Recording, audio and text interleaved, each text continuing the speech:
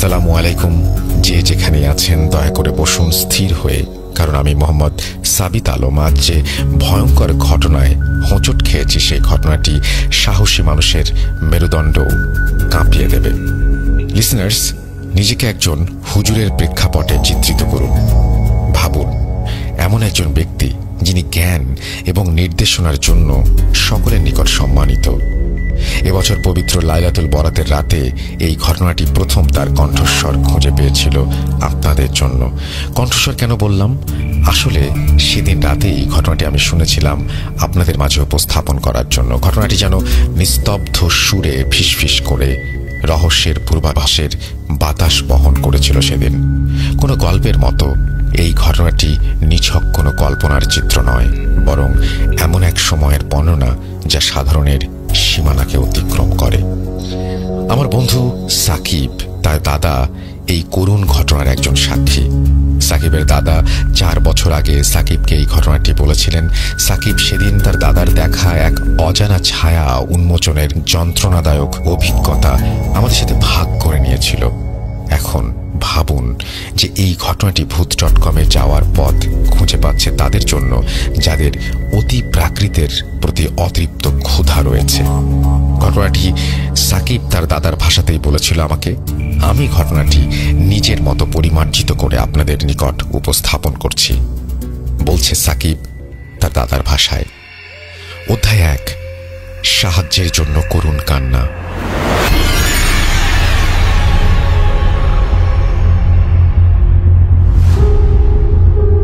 ঘটনাটি ঘটেছিল আজ থেকে প্রায় 43 বছর আগে। কি বলবো, এই ঘটনা এখনো আমাকে তাড়িয়ে নিয়ে বেড়ায়। অমানবিক চিৎকার যখন শুরু হয় তখন প্রায় মধ্যরাত। রহমান হুজুর ঘুম থেকে জেগে উঠলেন। ওনার বাড়ি ছিল মানিকগঞ্জ জেলার কোনো এক গ্রামে। বাড়ি থেকে একটু দূরে ভেসে আসা এক আর্তচিৎকারে সেই রাতে ওনার ঘুম ভেঙে যায়। উনি ওনার তসবিহ আর টুপিটা হাতে করে বাইরে ছুটে গেলেন। রাতের ঠান্ডা বাতাস তার শরীরে যেন ঠান্ডার কামড় বসিয়ে দিচ্ছিল। হুজুর যতই কাছে যাচ্ছিলেন ততই কান্নার আওয়াজ আরও বেড়ে যেতে লাগলো। গ্রামের নদীর তীরে অবস্থিত সাধারণত আর 5টা ঘরের মতো সেখানেও ছিল একটি মাটির ঘর। দূর থেকে দেখা যায় আলো জ্বলছে ঘরের ভেতর। টিনের চালের ফাঁক ফোঁকর ভেদ করে মোমবাতির তীব্র আলো ঠিকরে বের হচ্ছিল। হুজুর একটু সামনে এগোলেন। জানালা দিয়ে ভেতরে উঁকি মেরে দেখেন এবং ভয়ে আতঙ্কিত একটি পরিবারকে দেখতে পান। মেঝেতে হিংস্র চেহারা আর তীক্ষ্ণ চোখের খুব অল্প বয়সী একটি মেয়ে শুয়ে আছে, আর বাড়ির বাকি সদস্যরা শক্ত করে ঘিরে ধরেছে তাকে। তাদের সমস্ত অঙ্গ প্রত্যঙ্গগুলো যেন এক অদৃশ্য শক্তির বিরুদ্ধে লড়াই করছে। এমত অবস্থায় রহমান হুজুর দরজায় টোকা দিলেন। মেয়ের বাবা আব্দুর রশিদ সাহেব দরজা খুলতেই রহমান হুজুর ঘরে ঢুকে চিৎকার করলেন, ফিরে যা জাহান্নামের শয়তান, এই মাসুম বাচ্চাটিকে এক্ষুনি ছেড়ে দে। এই কথা বলে হুজুর কুরআন থেকে তার জানা বিভিন্ন আয়াত পাঠ করতে লাগলেন। আয়াতের দোহাই দিয়ে হুজুর শয়তানকে চলে যাবার নির্দেশ দিলে মেয়েটির কণ্ঠস্বর ও নড়াচড়া কিছুটা ধীর হয়ে গেল, যদিও ভয় এখনো বাড়ির সকলের মস্তিষ্কে বাসা বেঁধে রয়েছে। তার বাবা আব্দুর রশিদ সেখানে হুজুরকে দেখে দরজা ছেড়ে হতাশায় মগ্ন হয়ে হুজুরের দিকে ছুটে গেলেন। হুজুর, দয়া করে আমার রিমাকে সাহায্য করুন। কোনো এক শয়তান তার শরীর কবজা করেছে। আমরা জানি না কি করব, আমরা এই অবস্থায় কি করব কিচ্ছু বুঝতে পারছি না। সে অনুনয় করে। হুজুর শান্তভাবে মাথা নাড়লেন আর রিমাকে ঘরের ভেতরে নিয়ে গিয়ে পরিষ্কার পোশাক পরিয়ে অজু করিয়ে পবিত্র করে রাখলেন। এও বললেন যে কোন জালিম এই মাসুম বাচ্চাটিকে কষ্ট দিচ্ছে, আমি দেখব। কিছুক্ষণ পর হুজুর রিমার ঘরে প্রবেশ করলেন। ভেতরে ঢুকেই উনি রিমাকে প্রচন্ড জোরে কাঁপতে দেখলেন। এখনো তার চোখ তীক্ষ্ণ, খোলা। তার চোখের এই তীক্ষ্ণতা দেখতে এমন ছিল যে এই চাউনি এই পৃথিবীর কোনো মানুষের নয়। তার মুখ বন্ধ, তবুও তার চোয়াল থেকে কেমন যেন গমগমে একটা আওয়াজ বের হচ্ছে। হঠাৎ অস্বাভাবিক চিৎকার দিয়ে সে বলল, পাঠানো হয়েছে। উপস্থিত তার পরিবারের সকলের মেরুদণ্ডের নিচে কাঁপুনি দিয়ে উঠল। হুজুর জিজ্ঞেস করলেন রিমার বাবাকে যে আসলে তার কি হয়েছে। উনি বললেন, হঠাৎ করে ঘন্টা কয়েক ধরে রিমার এমন অবস্থা, মিনিটে মিনিটে আরো খারাপ থেকে আরো খারাপের দিকে যাচ্ছে। কিছুক্ষণ ধরেই সে অস্বাভাবিক আচরণ করছিল।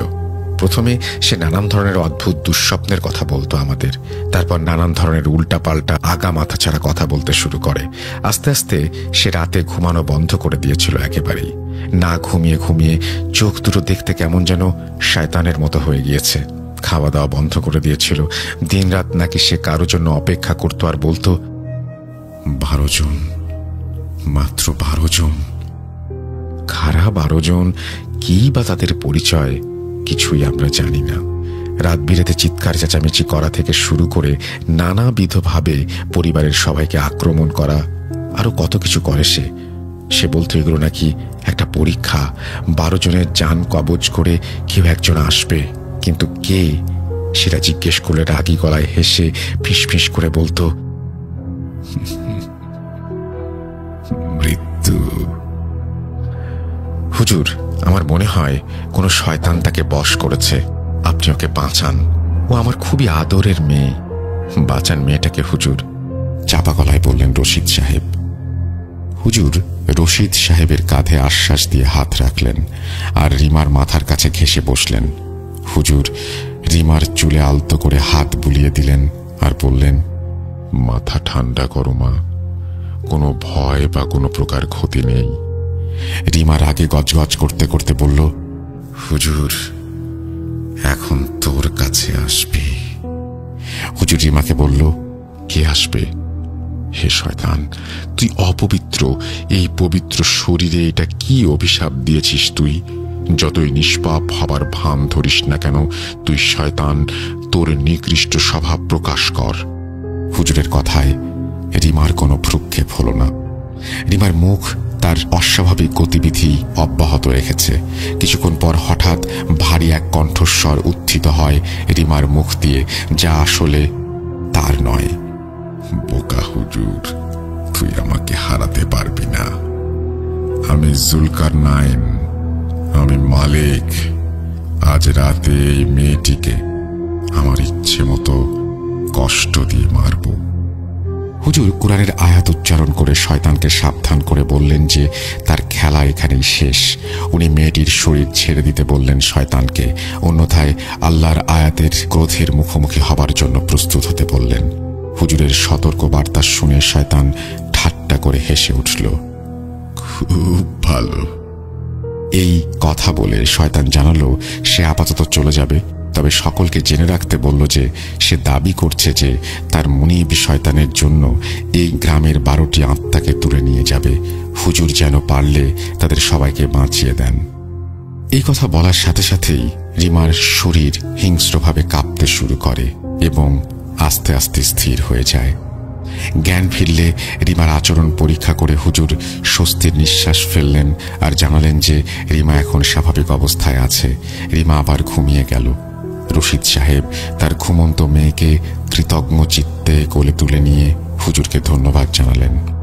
আল্লাহ তাআলার রহমতে রিমা এখন শান্তিতে আছে, কিন্তু এই দুষ্টু জুলকারনাইন সে কে এবং কি বা তার অন্ধকার ভবিষ্যৎবাণী? হুজুর রশিদ সাহেবকে জানালেন যে আমাদের সময় নষ্ট করা উচিত নয়, আমাদের অবশ্যই অন্য গ্রামবাসীদের পরীক্ষা করতে হবে আর নিশ্চিত হতে হবে যে অন্য কেউ পজেসড হয়েছে কিনা। আরও কেউ কেউ এই শয়তানের শিকার হওয়ার আগেই শয়তানকে থামাতে হবে বলে জানালেন তিনি। উনি বুঝতে পারছিলেন যে এটা কোনো সাধারণ পজিশন কেস নয়, বরং এটি একটি সম্মিলিত ষড়যন্ত্র, একটা অশুভ ষড়যন্ত্রের আভাস পাচ্ছিলেন রহমান হুজুর। পরের দিন সকালে হুজুর রশিদ সাহেবকে নিয়ে বের হন। গ্রামের কোনো মানুষের মধ্যে উদ্ভট কোনো আচরণ দেখা গেছে কিনা সেই পরীক্ষা তিনি করছিলেন। রিমার মতো কেউ হুমকি পেয়েছে কিনা বা কোনো দুঃস্বপ্ন দেখেছে কিনা জানতে শুরু করলেন। এছাড়াও গ্রামে কেউ হারিয়ে গেছে কিনা সে বিষয়টিও দেখতে লাগলেন। গ্রামের এক গরিব পরিবার, গেরস্ত বাড়ি, মাঝবয়সী হাশেম মিয়ার বাড়ি, খুব ছোট একটা পারিবারিক খামার ছিল তাদের।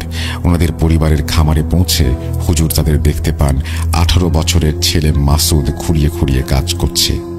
তার চোখ ফাঁকা এবং প্রাণহীন, ঠিক রিমার মতো। হুজুর মাসুদকে ডেকে বললেন, মাসুদ, শুনতে পাচ্ছ? মাসুদ হুজুরের কথার কোনো সাড়া দেয়নি, বরং সে তার কাজ অব্যাহত রেখেছে। হঠাৎ দ্রুত গতিতে তার অসহায় বাবা মা হুজুরের সামনে এলেন আর জানালেন 3 ছেলের মাঝে মাসুদই এমন বাজে অবস্থায় রয়েছে। 3 দিন ধরে তার এই অবস্থা। খাওয়া, কাজ সব করলেও মনে হয় সে যেন এখানে উপস্থিত নেই। এটা নাকি তার মাসুদ হতেই পারে না। কোনো কিছু যেন মাসুদকে নিয়ন্ত্রণ করছে। অশ্রুসিক্ত স্বরে মাসুদের মা কথাগুলো বললেন। হুজুর মাসুদকে ঘরে নিয়ে গিয়ে কবজিতে 2টি আঙুল রাখলেন আর তার গায়ে অস্বাভাবিক ঠান্ডা অনুভব করলেন। তার চামড়া যেন ঢিলে হয়ে গেছে। উনি মাসুদকে বেশ কিছুক্ষণ পর্যবেক্ষণ করলেন। সূর্যাস্তের মধ্যে তিনি আরও 9 জন গ্রামবাসীর অবস্থা দেখলেন ও পরীক্ষা করছিলেন। রিমা ও মাসুদের মতো কিছু উপসর্গ, যেমন ফ্যাকাশে খালি দৃষ্টি, অস্বাভাবিক নড়াচড়া, বরফের মতো ঠান্ডা শরীর, এই রহস্যগুলো হুজুরকে অনেক বেশি পরিমাণে মানসিক চাপে রেখেছিল। জুলকার নাইনের ভয়ানক ভবিষ্যৎবাণী আসলে সত্যি না মিথ্যা সেটা জানার জন্য উনি মরিয়া হয়ে গিয়েছিলেন। এসব ভাবতে ভাবতে ক্লান্ত হয়ে হুজুর রাত্রি যাপনের জন্য তার বাসায় ফিরে আসেন। বাসায় ফিরে নামাজ আদায় করলেন এবং চিন্তা করতে লাগলেন। উনি বাইরে চাঁদের দিকে তাকাচ্ছিলেন। উনি দেখলেন চাঁদ ওঠার সাথে সাথে ওনার গ্রামটা যেন এক কালো অন্ধকারে ঢেকে যাচ্ছে। গ্রামের প্রায় সব বাসার জানালায় অনিয়মিতভাবে হ্যারিকেন জ্বলছিল। রাতের এই অন্ধকার যেন গ্রামটাকে আতঙ্কগ্রস্ত করে ফেলেছিল। হুজুর জানতেন যে যুদ্ধে তিনি জড়াচ্ছেন সেই যুদ্ধ তার সাহস এবং ভয় উভয়কেই পরীক্ষা করবে। যুদ্ধের আগেই কোনো মতে সম্ভাব্য কোনো সমাধান খুঁজতে মরিয়া হয়ে যাচ্ছিলেন হুজুর। সাধারণ রুকাইয়ার বাইরে গিয়েও উনি এই শয়তানি শক্তির সাথে যুদ্ধ করতে রাজি। গ্রামের অনেকেই বর্তমানে অনেক ভয়ে জীবনযাপন করছে। গ্রামের রক্ষক হিসেবে মেনে নিয়েছে গ্রামবাসী হুজুরকে। ওনাকে কিছু একটা করতেই হবে। সাহস নিয়ে এগিয়ে যাবার প্রয়াস করলেন হুজুর। এই লড়াই গ্রাম ও মানুষকে বাঁচাবার লড়াই। এই লড়াই শয়তানকে পরাজিত করার লড়াই। আগামী দিন হুজুরের আসল কাজ শুরু হবে, আর আল্লাহর কাছে সেই কাজের জন্য হুজুর রহমতের ভিক্ষা চেয়ে ঘুমিয়ে পড়লেন। অধ্যায় 2, শয়তানের মুখোশ উন্মোচন।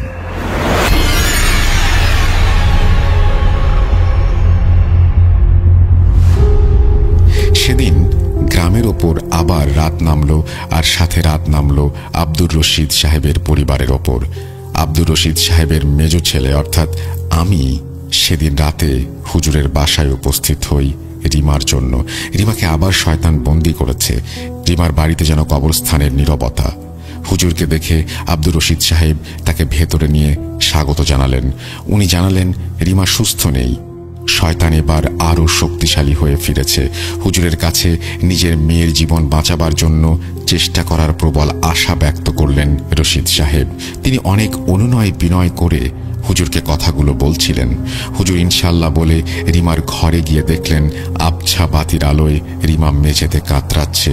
তার ঠোঁট যেন ফেটে চৌচির হয়ে গেছে। মুখ দিয়ে ফেনা বের হচ্ছে, আর অস্বাভাবিক শব্দ তার গলা দিয়ে বের হচ্ছে। রিমা হুজুরের দিকে চোখ ফিরিয়ে তাকালে হুজুর নিজেকে স্থির করে আয়াত পড়তে লাগলেন। যেই আয়াতে আল্লাহর নাম ধ্বনিত হলো বাতাসে। হ্যারিকেনের শিখা এখনো রিমার ঝাঁকুনিতে চেহারাকে হুজুরের সামনে প্রশমিত করছে। একটি বিদ্রুপের হাসি দিয়ে রিমা বলল, আপনি কি আমাকে এই তুচ্ছ মনে করেছেন? ভাবছেন আপনার এই দোয়া আমাকে আটকাতে পারবে? হুজুর বললেন, চুপ কর। এরপর হুজুর জুলকার নাইনকে তার ক্ষমতা ও ক্ষমতার উৎস প্রকাশ করতে বললেন। শয়তান জানালো যে সে তার ক্ষমতা প্রকাশ করলে এই মেয়ের কষ্ট হুজুর দেখতে পারবে কিনা। এই বলে জুলকার নাইন রিমার ওপর সম্পূর্ণভাবে ভর করে। রিমা কষ্টে কাতরাতে কাতরাতে বলে, এই বাড়িতে একটি তাবিজ স্থাপন করা হয়েছিল। জুলকার নাইনের পা এই গ্রামে রাখার জন্য। ধ্বংস করে দেবে সে সব কিছু, আর তাদেরকে যে আটকাতে আসবে থাকেও। হুজুর বাড়ির ভেতর তাবিজ খুঁজতে লাগলেন। হুজুর অনুসন্ধান করে একটি পুরাতন স্লেট খুঁজে পেলেন, একটি দেয়ালের পেছনে, যেখানে নানান ভাষায় অনেক কিছু লেখা, কিছু চিত্র অঙ্কন করা। হুজুরের হাতে সেই স্লেট দেখে রিমা এক অপ্রত্যাশিত চিৎকার দেয় আর স্তব্ধ হয়ে পড়ে। প্রচণ্ড কষ্টে সে অনেক জোরে জোরে নিঃশ্বাস নিচ্ছিল। রশিদ সাহেব তার মেয়েকে স্বস্তিতে কোলে তুলে নিলেন আর হুজুরকে পরীক্ষা করে দেখতে বললেন। হুজুর পরীক্ষা করলেন এবং তাবিজের উৎস খুঁজতে লাগলেন। হুজুর ভাবেন 12টি পজেশন কেসের কথা বলেছিল জুলকারনাইন, যার মাঝে খুঁজে পাওয়া গেছে 11টি। রিমা, মাসুদ ও আরো 9 জন। তাহলে শেষেরটা কোথায়? হুজুর গম্ভীরভাবে জিজ্ঞেস করলেন। জুলকারনাইন শয়তানি হাসি দিয়ে হুজুরের দিকে না সূচক মাথা নাড়ল আর রিমাকে নিয়ে কটূক্তি করল। হুজুর জানতেন যে আসল কাহিনী উদ্ঘাটনের জন্য জুলকারনাইনকে আরো জিজ্ঞাসাবাদ করা দরকার ছিল, কিন্তু হুজুর জানতেন যে জুলকারনাইনের বাকি পরিকল্পনাগুলো আরো নিষ্ঠুর হতে পারে।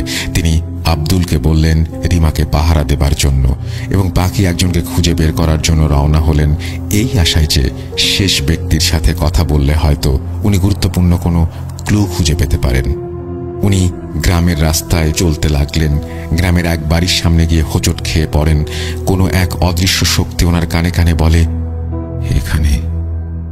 হুজুর মনের ভুল ভেবে উঠে গেলেন আর দেখলেন বাড়ির বাইরে মজিদ আর আয়েশা নামক দম্পতি ঝগড়া করছে। মজিদ তার বড় ছেলে মশিউরকে মারছিল। মশিউর হলো বাকি 9 জনের একজন। এখানে বলে রাখা ভালো যে 12 জনের মাঝে সবার কথা আমার মনে নেই। যাদের কথা মনে আছে শুধু তাদের কথাই বলছি। হুজুর মশিউরের চেহারা দেখে থমকে যান। রিমা ও মাসুদের মতো একই চোখ ও চলাফেরা তার। ছেলেটার বাবা তাকে মারছে, তবুও ছেলেটার কোনো ভ্রুক্ষেপ নেই। হুজুর মজিদ সাহেবকে ধমক দিয়ে থামিয়ে দিলেন। মশিউর হুজুরকে দেখে বলল, রহমান, তোর কাজের প্রশংসা না করে পারছি না, তুই আবারও এখানে চলে এলি? মশিউরের কাছে এসে শান্তভাবে হুজুর বললেন, হ্যাঁ, তোর পরিকল্পনা আমাকে বল, আজাব কমে যাবে।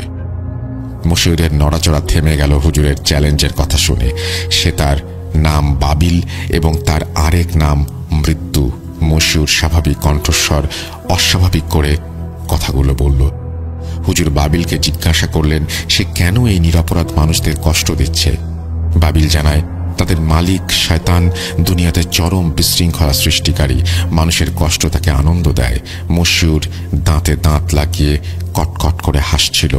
হুজুর এবার রাগে দুঃখে বাবিলের ওপর আল্লাহর কালামের আয়াত পড়ে আজাব ডেকে আনলেন আর বললেন, এই ছেলেটির সাথে সাথে বাবিলের খেলা আজ রাতেই শেষ করবেন উনি। মশিউর ঘুমিয়ে পড়ার আগে আরো একবার কুৎসিতভাবে হাসল অভিব্যক্তিহীন মুখোশে। হুজুর আবার চলতে লাগলেন। গ্রামে যেতে যেতে হুজুর আবারও এক ভয়ঙ্কর শয়তানের সম্মুখীন হলেন। হুজুরকে যেন কেউ গাইড করে নিয়ে যাচ্ছে প্রতিটি আক্রান্ত ব্যক্তির কাছে।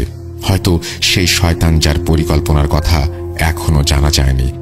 হুজুর দেখলেন একজন অল্প বয়সী নববধূ অশ্লীলভাবে চিৎকার করার জন্য চেষ্টা করছে এবং দৌড়ে একটি বাচ্চার সামনে গিয়ে তার ক্ষতি করার চেষ্টা করছিল।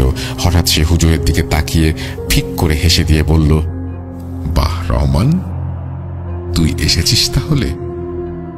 এই বলে সে কুর্নিশ করে কাকে যেন অভ্যর্থনা জানায়। হুজুর জিজ্ঞাসা করে সে কাকে অভ্যর্থনা জানালো। মহিলাটি জানায় সে তাকে অভ্যর্থনা জানালো যিনি রহমান হুজুরকে এখানে নিয়ে এসেছে। হুজুর বুঝলেন উনি চারিদিক থেকে শয়তানের জালে জড়িয়ে যাচ্ছেন। যেসব শয়তানের সাথে হুজুরের দেখা হয়েছে তারা প্রত্যেকেই কিছু রহস্যজনক ক্লু দিয়েছিল। প্রতিটি মানুষের ভেতর গিয়ে তারা যখন মানুষকে দুর্বল করছে তখন তাদের মাস্টারও নাকি আরো শক্তিশালী হয়ে উঠছে। সে আরো বলে, যখন 12টি মোমবাতি নিভে যাবে আমাদের মালিক অবতার এই পৃথিবীতে হাঁটবে। হুজুর 12 নম্বর ভিকটিমের কথা জানতে চাইলে সে জানায় সর্বশেষ ভিকটিমের পরিচয় সে দেবে না। রাত নামে। ক্লান্ত স্থির হয়ে হুজুর রিমার কাছে ফিরে আসেন। রশিদ সাহেব তাকে জানালেন যে শয়তান দুর্বল হয়েছে, কিন্তু সে বলেছে তার কাজ হচ্ছে গুমরাহ আর বিলম্ব করা। তার কাজ নাকি প্ল্যান মতোই এগিয়ে যাচ্ছে। হুজুর চুপ করে তাদের পরবর্তী পদক্ষেপ নিয়ে চিন্তা করছিলেন। তখন রশিদ সাহেবের বাসার দরজায় কড়াঘাতের শব্দ হলো। গ্রামের গোরখোদক সিদ্দিক দৌড়ে দরজার ভেতরে চলে গেল আর হুজুরকে বলল, হুজুর তাড়াতাড়ি আসুন, দাফনের সময় ভয়ঙ্কর কিছু ঘটেছে। হুজুর ও রশিদ একসাথে একটা গলিতে ঢুকে সিদ্দিককে অনুসরণ করতে লাগলেন। কবরস্থানে পৌঁছে তারা ভয়ে থমকে গেলেন। চাঁদের আলোতে দেখা গেল সদ্য খনন করা একটা কবরে একটি কঙ্কাল শুয়ে আছে। কিন্তু এ কিভাবে সম্ভব? হুজুর কিছুটা মুষড়ে পড়লেন, এই ভেবে যে উনি কি করবেন।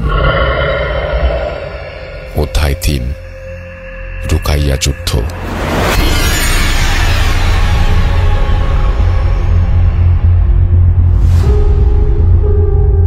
লাশ পচা দুর্গন্ধ হুজুরের নাকে এসে ঢুকে গেল। ভয়ঙ্কর মাটি এমনভাবে দুপাশে সরে যাচ্ছিল যেন বড় কোনো কীট তার ভেতর থেকে বের হয়ে আসবে এখনই। হঠাৎ এক অপরিচিত লোক কোথা থেকে যেন দৌড়ে এসে সেই কবরে শুয়ে পড়ে। সেই ব্যক্তিটি কবরে থাকা কঙ্কালের হাত ধরে টেনে বের করে আনলো। হাড়গুলি খুলে খুলে পড়ছিল কঙ্কালের শরীর থেকে। ক্ষুধার্তের মতো সেই লোক হুজুরের দিকে তাকিয়েছিল শয়তানি চেহারায়। অপরিচিত লোকটি কঙ্কালটি দেখিয়ে বলল, সুন্দর না? আমি এই কঙ্কালের শরীরে প্রবেশ করে আপনাদের মাঝে চলতে চাই আরেকবার। লোকটার কণ্ঠটা কেমন যেন। হুজুর আল্লাহর নাম নিয়ে শয়তানের ভুল ধরিয়ে দিয়ে বললেন, মৃত ব্যক্তি এই দুনিয়াতে আর কখনো হাঁটতে পারে না। এই বলে হুজুর শয়তানকে সেই অপরিচিত ব্যক্তিটিকে মুক্ত করে দিতে বললেন। মৃতদেহটি মাথা কুঁচকে যাচ্ছিল আর ঘাড়গুলো ভয়ঙ্করভাবে ফেটে যাচ্ছিল এবং সে বলল, আমি জুনাস। এই ব্যক্তি একটি অপবিত্র কালো জাদু করে আমাকে ডেকেছিল আর আমি তার ডাক মঞ্জুর করেছি। হুজুর চিৎকার দিয়ে বললেন, মিথ্যুক শয়তান, কোন জীবন্ত ব্যক্তি এমন ভয়াবহতা কামনা করে না। এই মৃত কঙ্কাল ও এই ব্যক্তিকে ছেড়ে দে। খুব ভালো। জুনাস যাওয়ার আগে বলে যায় যে এত রাতে আরো বেশি খারাপ পরিস্থিতির সম্মুখীন হতে হবে তাকে শীঘ্রই। হুজুর বুঝলেন উনি আরো একজন শয়তানের হাত থেকে আরো একজনকে মুক্ত করলেন। এরপর হুজুর রশিদ সাহেবকে দিয়ে সেই অপরিচিত ব্যক্তিটিকে তার বাড়িতে পাঠিয়ে দিলেন। এরপর ক্লান্ত স্থির হয়ে হুজুর বিশ্রামের জন্য বাড়ি ফিরে এলেন আর ভাবছিলেন কি করা যায়। উনি জানেন যে আস্তে আস্তে প্রতিটি নতুন রাত নতুন সব আতঙ্ক নিয়ে উপস্থিত হচ্ছে সবার মাঝে। উনি বাইরে তাকালেন, আকাশে চাঁদ উঠেছে। চাঁদের ফ্যাকাশে আলোতে হুজুর তার ঘরের দরজায় নখের আঁচড় অনুভব করলেন। উনি উঠে গিয়ে দরজা খুলে দেখেন গ্রামের মধ্যবয়স্ক যুবক বাঁধন তার দরজার সামনে 2 হাত বুকের কাছে নিয়ে কুঁজো হয়ে দাঁড়িয়ে আছে। তার চোখ সম্পূর্ণ খোলা।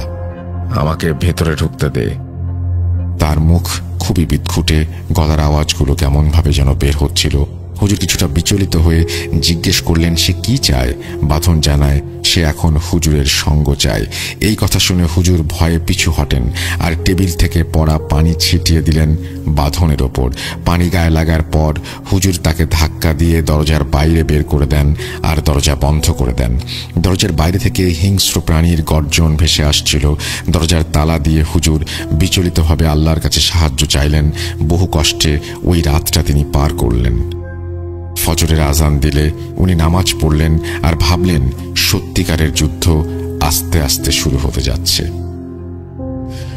সূর্যের আলো ফোঁটার সাথে সাথে হুজুর ঘর থেকে বেরিয়ে পজেসড কেসের ভিকটিমদের বাড়িতে বাড়িতে উপস্থিত হলেন এই আশায় যে নতুন কোনো ক্লু পাওয়া যাবে। কিন্তু কেউ তাকে কোনো তথ্য দিতে পারল না। সবার একই কথা, সেই সময় যা হয়েছিল কিছুই তাদের মনে নেই। তাদের এমন মনে হয়েছে যে তারা গভীর ঘুমে আছে। এরপর হুজুর গতরাতে ওনার বাসায় আসা বাঁধনের বাড়িতে উপস্থিত হন। উনি দেখলেন বাঁধনকে ঘরের ভেতরে আটকে রাখা হয়েছে আর তাকে আটকে রেখে তার পরিবারের লোকজন সবাই কাঁদছে।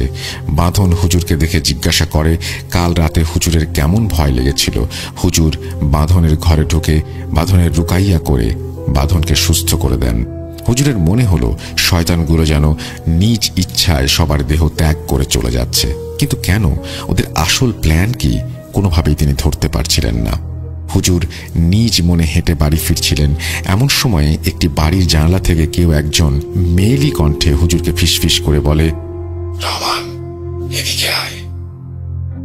মেয়েটিকে হুজুর চিনতে পারলেন, তার নাম সালমা। হুজুর সালমার চোখে রিমার মতো রং লক্ষ্য করলেন আর সালমার বাড়িতে গেলেন। সালমার বাড়িতে যাওয়ার পর সালমার পরিবার জানায় যে সালমা কিছুদিন যাবৎ উদ্ভট কিছু আচরণ করছে। হুজুর সালমার আচরণের কথা শুনে বুঝতে পারলেন সালমাও সেম রিমার মতো অবস্থা বরণ করে নিয়েছে। হুজুর সালমার ভেতরের ভয়ানক লক্ষণ পর্যবেক্ষণ করেন। সালমা চিৎকার দেয় এবং হুজুরকে মারতে আসে। সালমার পরিবার ভয়ে রুমের এক পাশে গিয়ে আশ্রয় নেয়। হুজুর শয়তানকে আল্লাহর নামে তার পরিচয় প্রকাশ করতে বলে। সালমা মেঝেতে পড়ে যায়, হাত পা শক্ত হয়ে যায় আর নানান দিকে বেঁকে যায়, চোখের সামনে সাদা হয়ে যায় সবকিছু। ঠোঁট একটি বিশ্রী হাসিতে পরিপূর্ণ। হুজুর কড়া ভাষায় বললেন, তোর খেলা এখানেই শেষ। এই বলে হুজুর আবারও রুকাইয়ার আয়াত পড়া শুরু করলেন সেই শয়তানকে মেয়েটির শরীর থেকে ছাড়িয়ে দেবার জন্য। শয়তান হাসি দিলে হুজুর আয়াত পড়েন আর চিৎকার করে বলেন, মেয়েটিকে ছেড়ে দে, নয়তো আল্লাহর গজবের সম্মুখীন হতে হবে তোকে। চিৎকার দিয়ে সালমার শরীর সে ত্যাগ করে। সালমা মেঝেতে পড়ে যায় আর মাথায় আঘাত পায়। সে কাঁপছিল প্রচণ্ডভাবে। হুজুর সালমার চিকিৎসা করলেন এবং তার জন্য আল্লাহর কাছে দোয়া করলেন। হুজুর ভেবেছিলেন এই একটা বিজয় আসলে অস্থায়ী ছিল, যতক্ষণ না প্রধান শয়তানের ওপর বিজয়প্রাপ্ত হচ্ছেন তিনি। সেদিন সন্ধ্যায় দিনের আলো প্রায় নিভু নিভু। এমন সময় হুজুরের মনে হলো নানান রকমের ছায়া তার আশেপাশে ঘোরাফেরা করছে। সূর্যাস্তের পর রাস্তা এবং মাঠের মধ্য দিয়ে উদ্দেশ্যহীনভাবে হুজুর হাঁটছিলেন ও ছায়ামূর্তিগুলোর গতিবিধি বোঝার চেষ্টা করছিলেন। হাঁটতে হাঁটতে নদীর পাড়ে চলে আসলেন হুজুর। একজন যুবককে দেখতে পেলেন যে হাতে একটি কুড়াল নিয়ে বাতাসে দোলাচ্ছিল এবং বন্য জন্তুর মতো গর্জন করছিল। হুজুরকে দেখে সে বলল, কি রহমান, এখনো খুঁজে যাচ্ছিস তুই? আল্লাহর কালামের পবিত্র আয়াত উচ্চারণ করে হুজুর বললেন, এই ছেলের ভেতর যে শয়তান আছে উনি তার সাথে কথা বলতে চান। হুজুরের কথা শুনে যুবকের অস্বাভাবিক নড়াচড়া থেমে গেল আর তার চোখ দুটো চকচক করতে লাগলো লালচে অন্ধকারে। আমি জাহাঁ আকা, ঝগড়ার রাজা। আমার মাধ্যমে এই গ্রামের পুরাতন অভিশাপ আবার পুনর্জন্ম নেবে। আবারও এক আগামাথা ছাড়াই কথা শুনে হুজুর বিরক্ত হয়ে গেলেন এবং তার কনিষ্ঠ আঙ্গুল চেপে ধরে আল্লাহর কালামের মাধ্যমে শয়তানকে যুবকের দেহ ত্যাগ করে চলে যেতে বললেন। শয়তান যুবকের মুখ দিয়ে একটি বিদঘুটে হাসি দিয়ে যুবকের শরীর ত্যাগ করে। যুবকটি মাটিতে পড়ে অজ্ঞান হয়ে যাওয়ার আগে কেঁপে উঠছিল আর তার কুড়াল তার হাত থেকে পড়ে যাচ্ছিল। হুজুর অচেতন যুবকের জ্ঞান ফিরিয়ে তাকে বাসা পর্যন্ত পৌঁছে দিয়ে আসেন। হুজুর ভাবতে থাকেন যে গ্রামের পুরাতন অভিশাপ পুনর্জন্ম নেবে, এটি কোন ধরনের ধাঁধা হলেও এর উত্তর কি আল্লাহ জানে। শয়তানের এই স্নায়বিক খেলা চলতেই থাকে, নাকি নৃশংসতা ডেকে আনে এই খেলা? আস্তে আস্তে হুজুর পজেসড ব্যক্তিদের আলাদা করছিলেন গ্রামের ভেতর। উনি কোনো ইনোসেন্টের ক্ষতি না করেই ওনার কাজ চালিয়ে যাচ্ছিলেন। সারা রাত রাস্তায় ঘুরে বেড়ান, ক্লান্ত শরীর। হুজুর সব খুঁটিনাটি এক করে বুঝতে চেষ্টা করেন। উনি বুঝতে চাচ্ছিলেন এই মানসিক দুনিয়ায় মানুষের আত্মাকে দুর্বল করে কোন মহাশয়তান, কি পরিকল্পনা তার। হুজুর বুঝতে পারছিলেন যে চূড়ান্ত লড়াই শুরু হচ্ছে খুব দ্রুত। অধ্যায় 4, পরিণতি।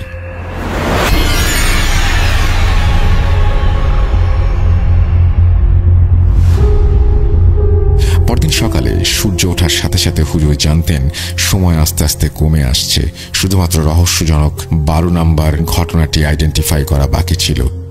সেদিন রাতে রশিদ সাহেব ও বাকি কিছু গ্রামবাসীদের সাথে যোগ দেন তিনি এবং একটি জরুরি মিটিং ডাকেন। উনি বলেন, ভাই, 12 জনকে পজেস করার মাধ্যমে কোনো এক নিকৃষ্ট শয়তান এই গ্রামটিকে নরক বানিয়ে রেখেছে এবং নরক বানানোর পরিকল্পনা এখনো অব্যাহত রয়েছে। 12 জন আক্রান্ত মানুষের মাঝে একজন ছাড়া বাকি সবাইকে পাওয়া গেছে, কিন্তু চূড়ান্ত পজেসড ব্যক্তিটি এখনো লুকিয়ে আছে। তার নাম জানি না। কি নারকীয় ষড়যন্ত্রের প্ল্যান করছে তারা। আমাদের অবশ্যই সন্ধ্যার আগে তাকে খুঁজে বের করতে হবে। এই খোঁজ চালিয়ে যাবার সময়ে যে কোনো চিহ্ন, তা যত ছোটই হোক না কেন, তাই একটা ক্লু দিতে পারে। কাজেই সাবধান, লক্ষ্য রাখবেন। গ্রামের লোকেরা হতাশায় তাদের চোখ বন্ধ করে কাজে নেমে পড়ে। অনেক খোঁজার পরও তারা কোনো প্রকার ক্লু পায় না। সবাই হতাশাগ্রস্ত হয়ে পড়ে। আকাশ যেন অন্ধকার হয়ে গেল সবার জন্য। তখন হঠাৎ দূর থেকে এক ব্যক্তি দৌড়ে আসে এবং ক্ষীণকণ্ঠে জানায়, সাদিয়া, সরকার বাড়ির মেয়ে নাকি কিছুদিন যাবৎ খুব উদ্ভট আচরণ করছে। সে নাকি সারাদিন রুমে একা থাকে। হুজুর এই কথা শুনে সময় নষ্ট না করে দ্রুত সরকার বাড়িতে চলে গেলেন। সরকার বাড়ির কর্তা মঈন সরকারকে হুজুর এতদিনের সব ঘটনা গুছিয়ে বর্ণনা করতে বললেন, আর রিমার সিমটমগুলোও বললেন। মঈন সরকার জানান এরকম সিমটম তার মেয়ের মাঝেও রয়েছে। হুজুর যেন তার মেয়েকে সাহায্য করেন আবেদন জানান মঈন সাহেব। মঈন সাহেব হুজুরকে নিয়ে সাদিয়ার রুমে প্রবেশ করেন। মধ্যবয়সী সাদিয়া নিঃশব্দে একটা দুর্গন্ধযুক্ত মরা ইঁদুরের দিকে তাকিয়েছিল। হুজুরের মনে এক ভয়ানক অনুভূতির সৃষ্টি হয়। হুজুর সাদিয়াকে জিজ্ঞেস করলেন যে সে হুজুরের কথা শুনতে পাচ্ছে কিনা। হঠাৎ তার মাথা হুজুরের দিকে ঘুরালো। ফ্যাকাশে চোখ দিয়ে পানি ঝরছিল। চেহারার বাম পাশে ঘন কালো কিসের একটা দাগ। সাদিয়া বলল, বাহ বাহ বাহ, রহমান শেষ পর্যন্ত আমাকে খুঁজে বের করেই ছাড়লি। যাই হোক, ভুল করছিস আমাকে খুঁজে। তোর প্রশ্ন হবে আমার নাম কি, কেন এসেছি, তাই তো? তবে শোন, আমার নাম কামিরা। তোর সর্বনাশের মালিক আমি। সাদিয়ার আওয়াজ যেন কেমন গম্ভীর হয়ে যাচ্ছিল। হুজুর বললেন, তোর সবকিছু শেষ এখানে। হুজুর গর্জে উঠলেন আর চিৎকার করে আল্লাহর নামে রুকাইয়া করতে শুরু করলেন সাদিয়ার দেহ ত্যাগ করানোর জন্য। কামিরা উন্মাদের মতো সাদিয়ার মুখ দিয়ে কথা বলছিল। সে জানালো যে দোয়া পড়ে তাকে হুমকি দেয়া হচ্ছে, সেই দোয়া কোনো কাজে আসবে না, কারণ এখন নাকি অনেক দেরি হয়ে গেছে। সে জানায় মধ্যরাতের জন্য সে কিছু রিচুয়াল প্ল্যান করেছে, যার মাধ্যমে তাদের ওস্তাদ শয়তানের আচার অনুষ্ঠানের মাধ্যমে পূর্ণ মহিমায় এই দুনিয়ায় আবার অবতরণ করবে। তার দুনিয়ায় আসাটা কেউ নাকি ঠেকাতে পারবে না। মঈন সাহেব মেয়ের এই অবস্থা দেখে কাঁদছিলেন আর হুজুরের কাছে তার মেয়েকে বাঁচানোর জন্য অনুরোধ করছিলেন। হুজুর জানতেন যে সর্বশেষ যুদ্ধ বিজয় করেই উনি একমাত্র এই মেয়ে আর গ্রামকে বাঁচাতে পারবেন। ঘরের মাঝে চাঁদের আলো প্রবেশ করছে, এমন সময় হুজুর সাদিয়ার মুখোমুখি হন। উনি সুর করে কোরআনের বিভিন্ন আয়াত পড়তে থাকেন, যা শুনে সাদিয়া মাটিতে লুটিয়ে পড়ে এবং তার মুখ দিয়ে ফেনা বেরিয়ে যায়। উপস্থিত সবাই আল্লাহর নাম নিচ্ছিল। সাদিয়া উঠে বসে, চোখ দুটিতে যেন বিদ্যুৎ চমকাচ্ছে। চাঁদের আলোয় তার ছায়া মাটিতে পড়ে। ইয়া আল্লাহ, কিসের ছায়া এটি? শিংযুক্ত জন্তুর মুখ ছায়ায় স্পষ্ট দেখা যাচ্ছে। সাদিয়া চিৎকার করে ওঠে আর কামিরা তার নিজের রূপে ফিরে আসে। তাবিজ এবং আয়াতকে অস্ত্র বানিয়ে হুজুর কামিরার সাথে রহস্যময় যুদ্ধে যুক্ত হলেন। শয়তান ও হুজুরের এই দ্বন্দ্ব উপস্থিত সকলের মনে এক অজানা ভয়ের সঞ্চার করে দিচ্ছিল। সাদিয়ার চোখে শয়তানি আভা জ্বলে উঠল। সে হুজুরের সামনে এসে হুজুরের গলা টিপে ধরল। তবুও হুজুর থামেনি। গ্রামবাসীরা ওনাকে সাহায্য করছিলেন। সবাই একসাথে আল্লাহর কালাম পড়ছিলেন। সাদিয়া চিৎকার দিয়ে ভেঙে পড়ল। হুজুরকে মৃত্যুর থেকেও খারাপ জীবনের হুমকি দিয়ে কামিরা সাদিয়ার দেহ ত্যাগ করে। সবাই স্বস্তির নিঃশ্বাস ফেলল। লড়াই শেষ। কামিরা তার শেষ রিচুয়াল করে যেতে পারেনি। সকলের মুখে যে একটু একটু করে হাসির ঝলক ফুটে উঠল। গ্রামের লোকেরা যখন আনন্দ করছিল, তখন হুজুর নাকি কিছু জিনিস অনুভব করলেন। উনি ওনার ভেতরে কেমন যেন একটা অন্ধকার অনুভূতি দেখতে পাচ্ছিলেন। কামিরা যেন তার কাজ সম্পূর্ণ করে গেছে বলে মনে হচ্ছে। হুজুর হঠাৎ এমনভাবে মাটিতে পড়ে দাপাদাপি করছিলেন যে ওনার শরীরে আগুন জ্বলছে বলে মনে হচ্ছিল। উনি হঠাৎ উঠে দাঁড়ালেন। হঠাৎ ওনার হাত একদম উল্টে গেল। গ্রামবাসীরা ভয়ে ছোটাছুটি শুরু করলো। হুজুর চাঁদের আলোতে দাঁড়ালেন। ইয়া আল্লাহ, এ যে সাদিয়ার ছায়ার মতো শয়তানের ছায়া। শেষবারের মতো হুজুর কিছু একটা বললেন। না, এটা হতে পারে না, এই বলে উনি নিজের শ্বাস রোধ করলেন। আস্তে আস্তে হুজুরের চেহারায় লম্বা ঘন একটা কালো দাগ ফুটে উঠতে শুরু করলো। চোখ ফ্যাকাশে হয়ে গেল, ঠোঁট ফেটে গেল। হুজুর শয়তানি হাসি হেসে বললেন, বোকার দল, তোরা ভেবেছিলি আমার কৃতদাসের পরাজিত করে আমাকে থামিয়ে দিবি? এরপর হুজুর বললেন, কামিরার ফাইনাল রিচুয়াল সফল হয়েছে। আমি এখন এই দুনিয়ার মাঝে আবার হাঁটছি, তোদের কথিত রক্ষাকর্তা রহমানের শরীরের মাধ্যমে। যাকে রক্ষাকর্তা ভাবছিস, তার শরীরে আমি। কিভাবে এলাম ভাবতে থাক। আজ থেকে আমার রাজত্ব শুরু।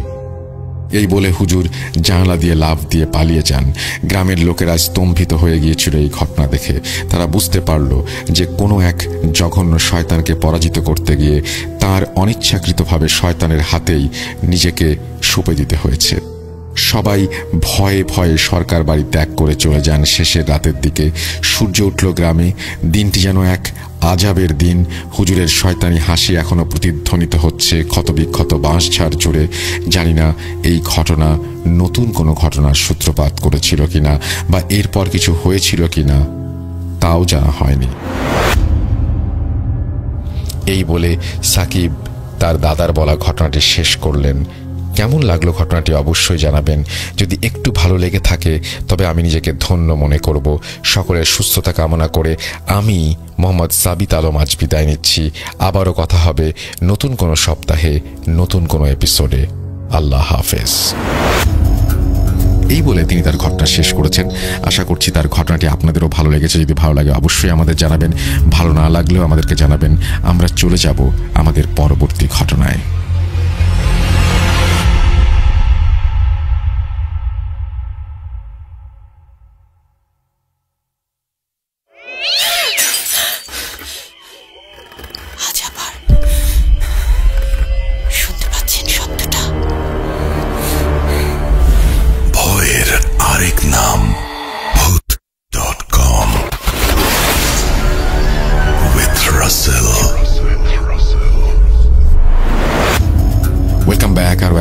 সবাইকে স্বাগত জানাচ্ছি আমি রাসেল। আশা করছি আপনারা সবাই ভালো আছেন আর ভালোর দলে আছেন। আমিও ভালো আছি এবং ভালোর দলে আছি।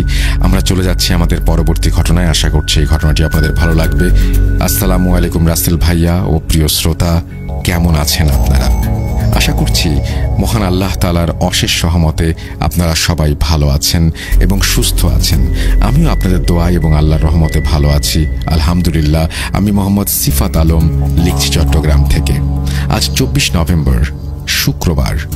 আজ আমরা এক পা করে এগোতে থাকলাম 200 নম্বর এপিসোডের দিকে। মানে তিনি গত সপ্তাহের জন্য ঘটনাটি লিখেছিলেন, আমরা একটা সপ্তাহ পিছিয়ে পড়েছি। যাই হোক, উনি তার ঘটনা যেভাবে শুরু করেছেন সেটাই বলি। আমি রাসেল ভাইয়া সহ টিমের সকলকে ধন্যবাদ জানাই। তিনি তার ধন্যবাদ জানানোর পরে আবারও বলছেন, ঘটনা কালেক্টের প্রসঙ্গে আমি দীর্ঘায়িত কোনো কথা বলবো না, সরাসরি চলে যাব ঘটনায়। আর যাবার আগে রাসেল ভাইয়ের কাছে অনুরোধ, ঘটনায় ভুল ত্রুটি হলে ক্ষমা সুন্দর দৃষ্টিতে দেখবেন।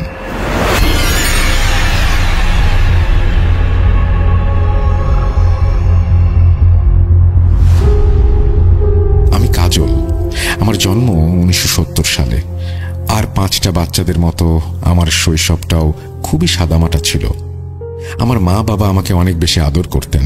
বাবা চাকরি সূত্রে বাড়ির বাইরেই থাকতেন, আর আমার মায়ের সাথে আমার দিন এটা সেটা করতে করতে কেটে যেত।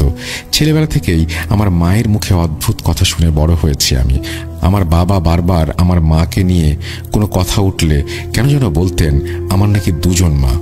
ছোট ছিলাম, আমি সবকিছু বুঝতে পারতাম না। আমি ভাবতাম সবার মতোই, সবার মনে হয় 2জন মাই থাকে। কিন্তু স্কুলে আমার মা অথবা মাই মাদার রচনা লিখতে গিয়ে জানতে পারি মানুষের মা আসলে একজনই থাকে এবং মানুষ তার নামই রচনায় লেখে। কিন্তু আমার মা আমাকে আজ পর্যন্ত কোনো রচনায় নিজের নাম লিখতে দেননি। এর কারণ জানতাম না। আমি অবাক হতাম, কেননা সমস্ত বন্ধু বান্ধবীরা নিজের মায়ের নামটাই লিখত, আর আমি নিজের মায়ের নাম শুধুমাত্র আমার পরিচয়ের জন্য আইডি কার্ডে ব্যবহার করতাম। মাকে জিজ্ঞাসা করলে মা বলতেন, কাজল, তোমাকে আমি যখন বলি তোমার 2জন মা, তখন কি তোমার দ্বিতীয় মাকে দেখার ইচ্ছে হয়? তোমার বন্ধুদের একটি মা, তোমার 2জন মা, কেন তুমি সেটা জানতে চাও না? আমার মায়ের প্রশ্ন শুনে আমি বারবার জিজ্ঞাসা করলাম এমন কথা বলার পেছনে কারণ কি, কি হয়েছে আসলে। কিন্তু আমার মা আমার মনে আমার দ্বিতীয় মাকে জানার আগ্রহ সৃষ্টি করে প্রতিবার নিশ্চুপ হয়ে বসে থাকতেন। কিন্তু আমি বুঝতাম না কেন আমার মা দ্বিতীয় মা সম্পর্কে আমার ভেতরে আগ্রহ সৃষ্টি করছেন। আমি বুঝেছি মা আসলে চাইতেন আমি আমার দ্বিতীয় মাকে যেন কোনোভাবেই ভুলতে না পারি।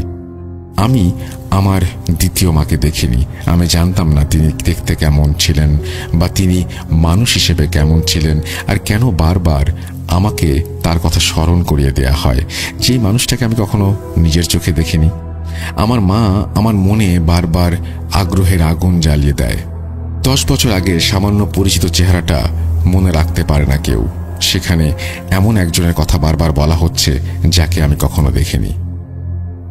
আমি যখন একটু বড় হলাম আর ভালো মন্দের হিসাব কষতে পারদর্শী হলাম, তখন আমার মাকে আমার দ্বিতীয় মায়ের ব্যাপার বলার জন্য অনুরোধ করি। তিনি আমাকে যখন আমার দ্বিতীয় মায়ের ব্যাপারে সব খুলে বলেন, তখন আমার মনে হচ্ছিল আমার জন্মদাত্রী মায়ের থেকেও যেন অনেক বেশি আপন আমার দ্বিতীয় মা। হ্যাঁ, আমি সজ্ঞানেই বলছি কথাটা। আপনারা ভাবেন এই ঘটনাটি আমার সাথে অর্থাৎ কাজল ত্রিবেদীর সাথে ঘটে যাওয়া একটা ঘটনা? ভুল। ঘটনাটি আমার মা পারুলের সাথে ঘটা, অর্থাৎ আমার মেয়ে মাহির নানির সাথে ঘটা। ঘটনাটির সময়কাল 1969। ঘটনাটি শুরু হয় আমার দ্বিতীয় মায়ের বিয়ের মাধ্যমেই। শুরু করছি আমার দ্বিতীয় মায়ের ঘটনা। 1967, মার্জিয়া আমার দ্বিতীয় মায়ের নাম। উনি ছিলেন তৎকালীন ভারতবর্ষের কোনো এক গ্রামের সম্ভ্রান্ত মুসলিম পরিবারের একজন অপূর্ব রূপবতী কন্যা। বয়স খুব বেশি হয়নি, কেবল 14 বছর বয়স। এখানকার সময়ে এই বয়সের গ্রামের মেয়েরা হাড়ি পাতিল নিয়ে খেলা করে, কিন্তু আমার দ্বিতীয় মা এই বয়সে বিয়ের পিঁড়িতে বসেছিলেন। এর পেছনের কারণটাও একেবারে অযৌক্তিক ছিল সেটা বলবো না। গ্রামে তখন হাতে গোনা কয়েকটি মুসলিম পরিবার ছিল, আর সেখানে বিবাহযোগ্য পুরুষের সংখ্যাও তেমন ছিল না। আর তাই মাকে অনেকটা জোর করেই বিয়ে করিয়ে দেয়া হয়। মায়ের ইচ্ছা ছিল পড়ালেখা করবেন, কিন্তু তার হয়ে উঠল না। বিয়ের দিয়ে নিজের স্বামীকে প্রথমবারের মতো দেখেন তিনি, কেননা তার স্বামী নিজেও বিয়ের আগে তাকে কেন যেন দেখতে আসেনি। আমার মায়ের থেকে বয়সে তিনি ছিলেন অনেক বড়। ওনার বয়স ছিল আনুমানিক 35 বছরের মতো। তখনকার দিনে এসব তেমন কোনো ভাবার বিষয় ছিল না। ছেলের বয়স হতেই পারে 30-এর ওপরে। ছেলের সহায় সম্পত্তি বেশ ভালো পরিমাণেই ছিল, তাই বয়সের ব্যাপারে কথা ওঠার আগেই সম্পত্তি নিয়ে কথা উঠত। ঘরোয়াভাবেই সম্পন্ন হয় আমার মায়ের শুভ বিবাহ। আমার মায়ের বয়স কম হলেও তিনি ছিলেন খুবই সুশীল এবং সংসারী এক কন্যা। যেমন রূপ তেমন গুণ। মায়ের বিয়ের পর মা স্বামীর বাড়িতে চলে আসেন। শুধুমাত্র তার স্বামীর বাড়িই ছিল শ্বশুর বাড়ি নয়। আমার মায়ের শ্বশুর শাশুড়ির ব্যাপারে ওনার স্বামী কখনোই তাকে কিছু বলেননি। আমার মা শুধু কয়েকবার শুনেছিলেন যে তার এক দেবর নাকি কোনো এক গ্রামে বাস করেন। বিয়ের সময় কাউকে আমার মা দেখেননি। আমার মায়ের স্বামী ছিলেন ছোটখাটো এক জমিদার। ওনার নাম আমার জন্মদাত্রী মাও জানেন না। হয়তো ইতিহাস কোনো এক পাতার কোথাও তার নাম লোকচক্ষুর আড়ালেই রেখে দিয়েছে। আমার মায়ের বিয়ের পর থেকেই তিনি বেশ মন দিয়ে এই সংসার শুরু করেন। বাড়ির বউয়ের দায়িত্ব তিনি কোনো প্রকার সংকোচ ছাড়াই নিজের কাঁধে তুলে নেন। ওনার স্বামী রোজ সকালে কোথায় যেতেন সেটা তিনি জানতেন না, জিজ্ঞাসাও করতে পারতেন না। ওনার স্বামী ছিলেন কিছুটা বদমেজাজি এবং আমার মা বয়স অনেক ছোট, তাই হয়তো ওনার সাহসে কুলাতো না। আমার মায়ের বিয়ের পর থেকেই ওনার স্বামী আলাদা রুমে থাকতো, দরজা বন্ধ করে রাখত। ওনার স্বামী রুম থেকে বের হয়ে রুম তালাবদ্ধ করে বাড়ি থেকে বেরিয়ে যেত। সারাদিন আমার মা বাড়িতে একাই থাকতেন। ওনার স্বামী ওনার সাথে কোনো ধরনের কথা বলতেন না, শুধু খাবারের সময় হলে ওনাকে খাবার খেতে দিতে বলতেন। প্রথম সপ্তাহে একদিন তিনি মায়ের সাথেই ঘুমাতেন, কিন্তু ধীরে ধীরে সেটাও বন্ধ করে দিলেন। অন্যদিকে আমার মা বাড়ির কাজেই বেশিরভাগ সময় কাটিয়ে দিতেন, বাকি সময়টুকু তিনি কাপড় বোনার কাজ করতেন। এভাবেই চলছিল। একদিন তার স্বামী আমার মায়ের কাছে এসে বলেন, শোনো, আজ রাতে 3 জনের খাবার রান্না করবে, আর হ্যাঁ, আজ আমি একটি খাসি কিনে এনে জবাই করব, সেটা কেটে কুটে রান্না করবে। আমাদের জন্য সামান্য রেখে বাকিটা ঢেকে অন্য কোথাও রেখে দেবে। আমি রাতে এসে বাকিটুকু নিয়ে যাব। আমার বন্ধুরা আজ চড়ুই ভাতি করবে, তাই বাকিটুকু আমাদের লাগবে। তোমাকে একা খেতে যেন না হয়, তাই আমি তোমার সাথে সামান্য ভাত খাবো। আমি একটু রাগী হতে পারি, কিন্তু অমানুষ নই। আমার মা তার স্বামীর এমন কথা শুনে কিছুটা খুশি হন। এই প্রথম স্বামী তার কথা ভেবে রাতে একসাথে খাবে বলল। আপনার সম্মতি পেলে আমি আপনাকে একটা কথা জিজ্ঞেস করতে পারি? স্বামীর সম্মতি পেয়ে মা বললেন, আপনি রাতে পাশের রুমে ঘুমান কেন, আর ওই রুমের দরজায় তালা লাগিয়ে রাখেন কেন? আমি তো আপনাকে কখনো ওই রুম পরিষ্কার করতেও দেখিনি। আমি পরিষ্কার করে দিলে কি কোনো সমস্যা হবে আপনার?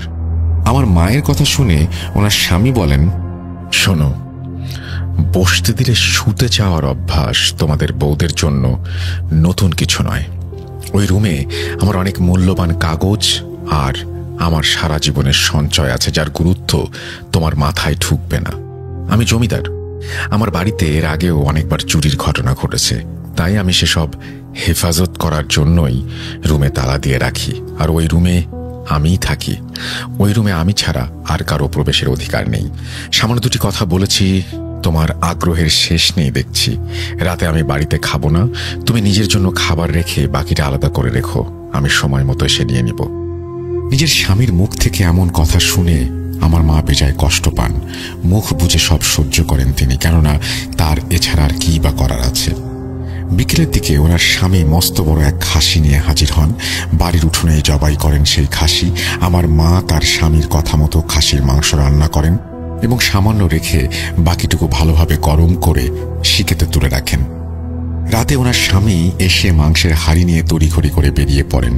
বাড়ির জানালা দিয়ে আমার মা নিজের স্বামীর বাড়ির দিকে থাকা জঙ্গলে বিলীন হয়ে যাওয়া দেখতে থাকেন। হঠাৎ করেই তার স্বামী কিছু একটার সাথে হোঁচট খেয়ে পড়ে যান। সাথে সাথে আমার মা ওনাকে সাহায্য করার জন্য বাড়ির বাইরে এসে ওনাকে তুলতে যাবেন। এমন সময় স্বামী বলেন, কার অনুমতি নিয়ে এত রাতে তুমি বাইরে বের হয়েছ? আমি কি তোমাকে ডেকেছি? বিয়ের আগে তোমার বাবা বলেছিল তোমরা ভদ্রলোক, এই ভদ্রতা এত রাতে বাইরে বের হওয়া শিখেছ? ওদের কথা শেষ হবার আগেই বাড়ির সামনের দিকে থাকা ঝোপঝাড়ের ভেতর থেকে খচখচ আওয়াজ ভেসে আসে আমার মায়ের কানে। স্বামীর আদেশে আমার মা দ্রুত ঘরে চলে যান। আজ আমার মা নিজের স্বামীর ব্যাপারে নতুন এক ব্যাপার লক্ষ্য করেন, যা আগে কখনো দেখেননি। তিনি দেখেন ওনার স্বামীর বাম পায়ের হাঁটুর নিচ থেকে পায়ের গোড়ালি পর্যন্ত একটি লাকড়ি বাঁধা। ওনার পায়ের মাঝের অংশটা নেই। নেই বলতে সেখানে মাংস ছিল না, একেবারে চিকন হয়ে যেন হাড়ের সাথে শুধু চামড়া লেগে আছে। এসব দেখে মা বেশ ভয় পেয়ে যান, কিন্তু বরাবরের মতোই মুখে কুলুপ এঁটে বসে থাকতে হয় ওনাকে। উনি ঘরে এসে আবার নিজের স্বামীর চলে যাওয়া দেখতে থাকেন। হঠাৎ তিনি খেয়াল করেন আবছা অন্ধকারে ওনার স্বামী ঝোপের আড়ালে চলে যাচ্ছেন, আর সেই ঝোপের দিকে দুইটি সবুজ আলো জলজল করছে।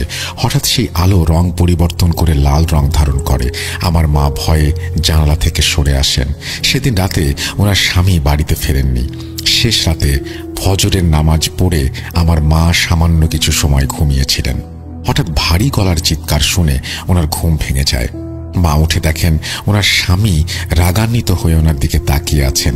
মা দ্রুত উঠে বসতেই তার স্বামী বলতে শুরু করেন, তোমার কি নিজেকে রানী ভাবার মতো অসুখ করেছে?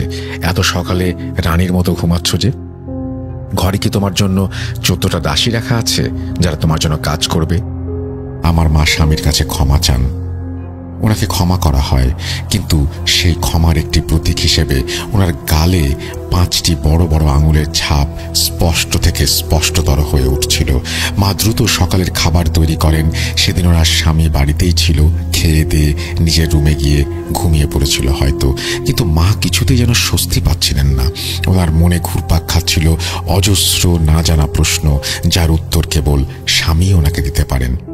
কিন্তু ওনার স্বামীর কাছে উত্তর চাওয়া মানে কুমিরের মুখ থেকে মাংসের টুকরো বের করে নিয়ে আসা, অর্থাৎ এক কথায় অসম্ভব। কাজ শেষ করে মা নিজের রুমে শুতে যাবেন। এমন সময় দেখেন ভেতরের রুম থেকে আলো বেরিয়ে আসছে। হয়তো অতিরিক্ত গরম থেকে বাঁচার জন্য ওনার স্বামী রুমের ভেতরে থাকা জানালা খুলে দিয়েছেন। উনি দরজার ফাঁকা দিয়ে ভেতরে দেখার চেষ্টা করেন। সামান্য আলোয় উনি দেখেন রুমের মাঝ বরাবর কালো কুঁচকুঁচে সিংহ বা নেকড়ে আকৃতির একটি মূর্তির মতো কি যেন রাখা। হঠাৎ উনি দেখতে পান ওনার স্বামী দরজার ওই পাশ থেকে সেই ফাঁকা স্থান দিয়েই ওনার দিকে তাকান। রুম থেকে বের হন ওনার স্বামী। বের হয়ে মাকে ইচ্ছে মতো মারধর করেন। চোখের অশ্রু ফেলা ছাড়া আমার মায়ের আর কিছু করার ছিল না। ওনার হাতে কালশিটে পড়ে যায়। উনি 2 দিন শয্যাশায়ী অবস্থায় থাকেন। এরপর থেকে মা সেই দরজার কাছে যাবারও সাহস করেননি। একদিন সকালে ওনার স্বামী চলে যাবার পর এক মহিলা বাড়িতে আসে, যাকে মা আগে কখনো দেখেননি। মহিলাকে চেনেন না জন্য বেশি কিছু না বলে দরজা আটকাতে যাবেন। এমন সময় তিনি বলেন, তুমি এই বাড়ির প্রথম বউ নাও। এই কথা শুনে আমার মায়ের পায়ের নিচ থেকে মাটি সরে যায়। আমার মা মহিলাকে বেশ রাগান্বিত হয়ে বলেন, এই কথা বলার আপনি কে? আপনি এই কথা কিভাবে জানেন? কে আপনি? উত্তরে মহিলা নিজের পরিচয় দেন। আমার মাকে এমন কিছু কথা তিনি বলেন যা শুনে আমার মা বিশ্বাস করতে বাধ্য হন। মা মহিলাকে ঘরের ভেতরে এসে যা বলার বলতে বলেন। মহিলা বলতে শুরু করেন, তুমি এই বাড়ির প্রথম বউ নও। এর আগে তোমার স্বামী আরো 2টি বিয়ে করেছে। ওনার বাকি 2জন স্ত্রী এখনো বেঁচে আছে। আমার পরিচয় আমি নিজে না দিলে তোমার জানার কথা না। আমি তোমার স্বামীর ছোট ভাইয়ের বউ। আমি তোমাকে সাবধান করতে এসেছি। আমার মা মহিলার কথার উত্তরে বলেন, আমি শুনেছিলাম ওনার এক ছোট ভাই আছে, কিন্তু আমি নিশ্চিত ছিলাম না। আর ওনার আগের 2 স্ত্রীরা কোথায়? আর ওনারা যদি বেঁচেই থাকেন তাহলে উনি আমাকে কেন বিয়ে করেছেন? এভাবে আমার জীবন নষ্ট করার মানে কি? মহিলা প্রশ্ন শুনে আমার মায়ের দিকে কিছুটা সময় তাকিয়ে দীর্ঘশ্বাস ছেড়ে বলেন, লোভ। এই লোভ তোমার স্বামীকে পশু বানিয়ে দিয়েছে। আমাকে বলো তো, তোমার স্বামীকে তুমি বিয়ের পর কয়বার খোদার সামনে মাথা নত করতে দেখেছো? আমি হলপ করে বলতে পারি 1টি বারের জন্য না। তোমার চুপ থাকাই এর প্রমাণ। তোমার স্বামী একজন। মহিলার কথা শেষ হতে না হতেই দরজা ধাক্কানোর শব্দ পাওয়া যায়। মা কোনো রকমে মহিলাটিকে বিছানার নিচে লুকাতে বলেন।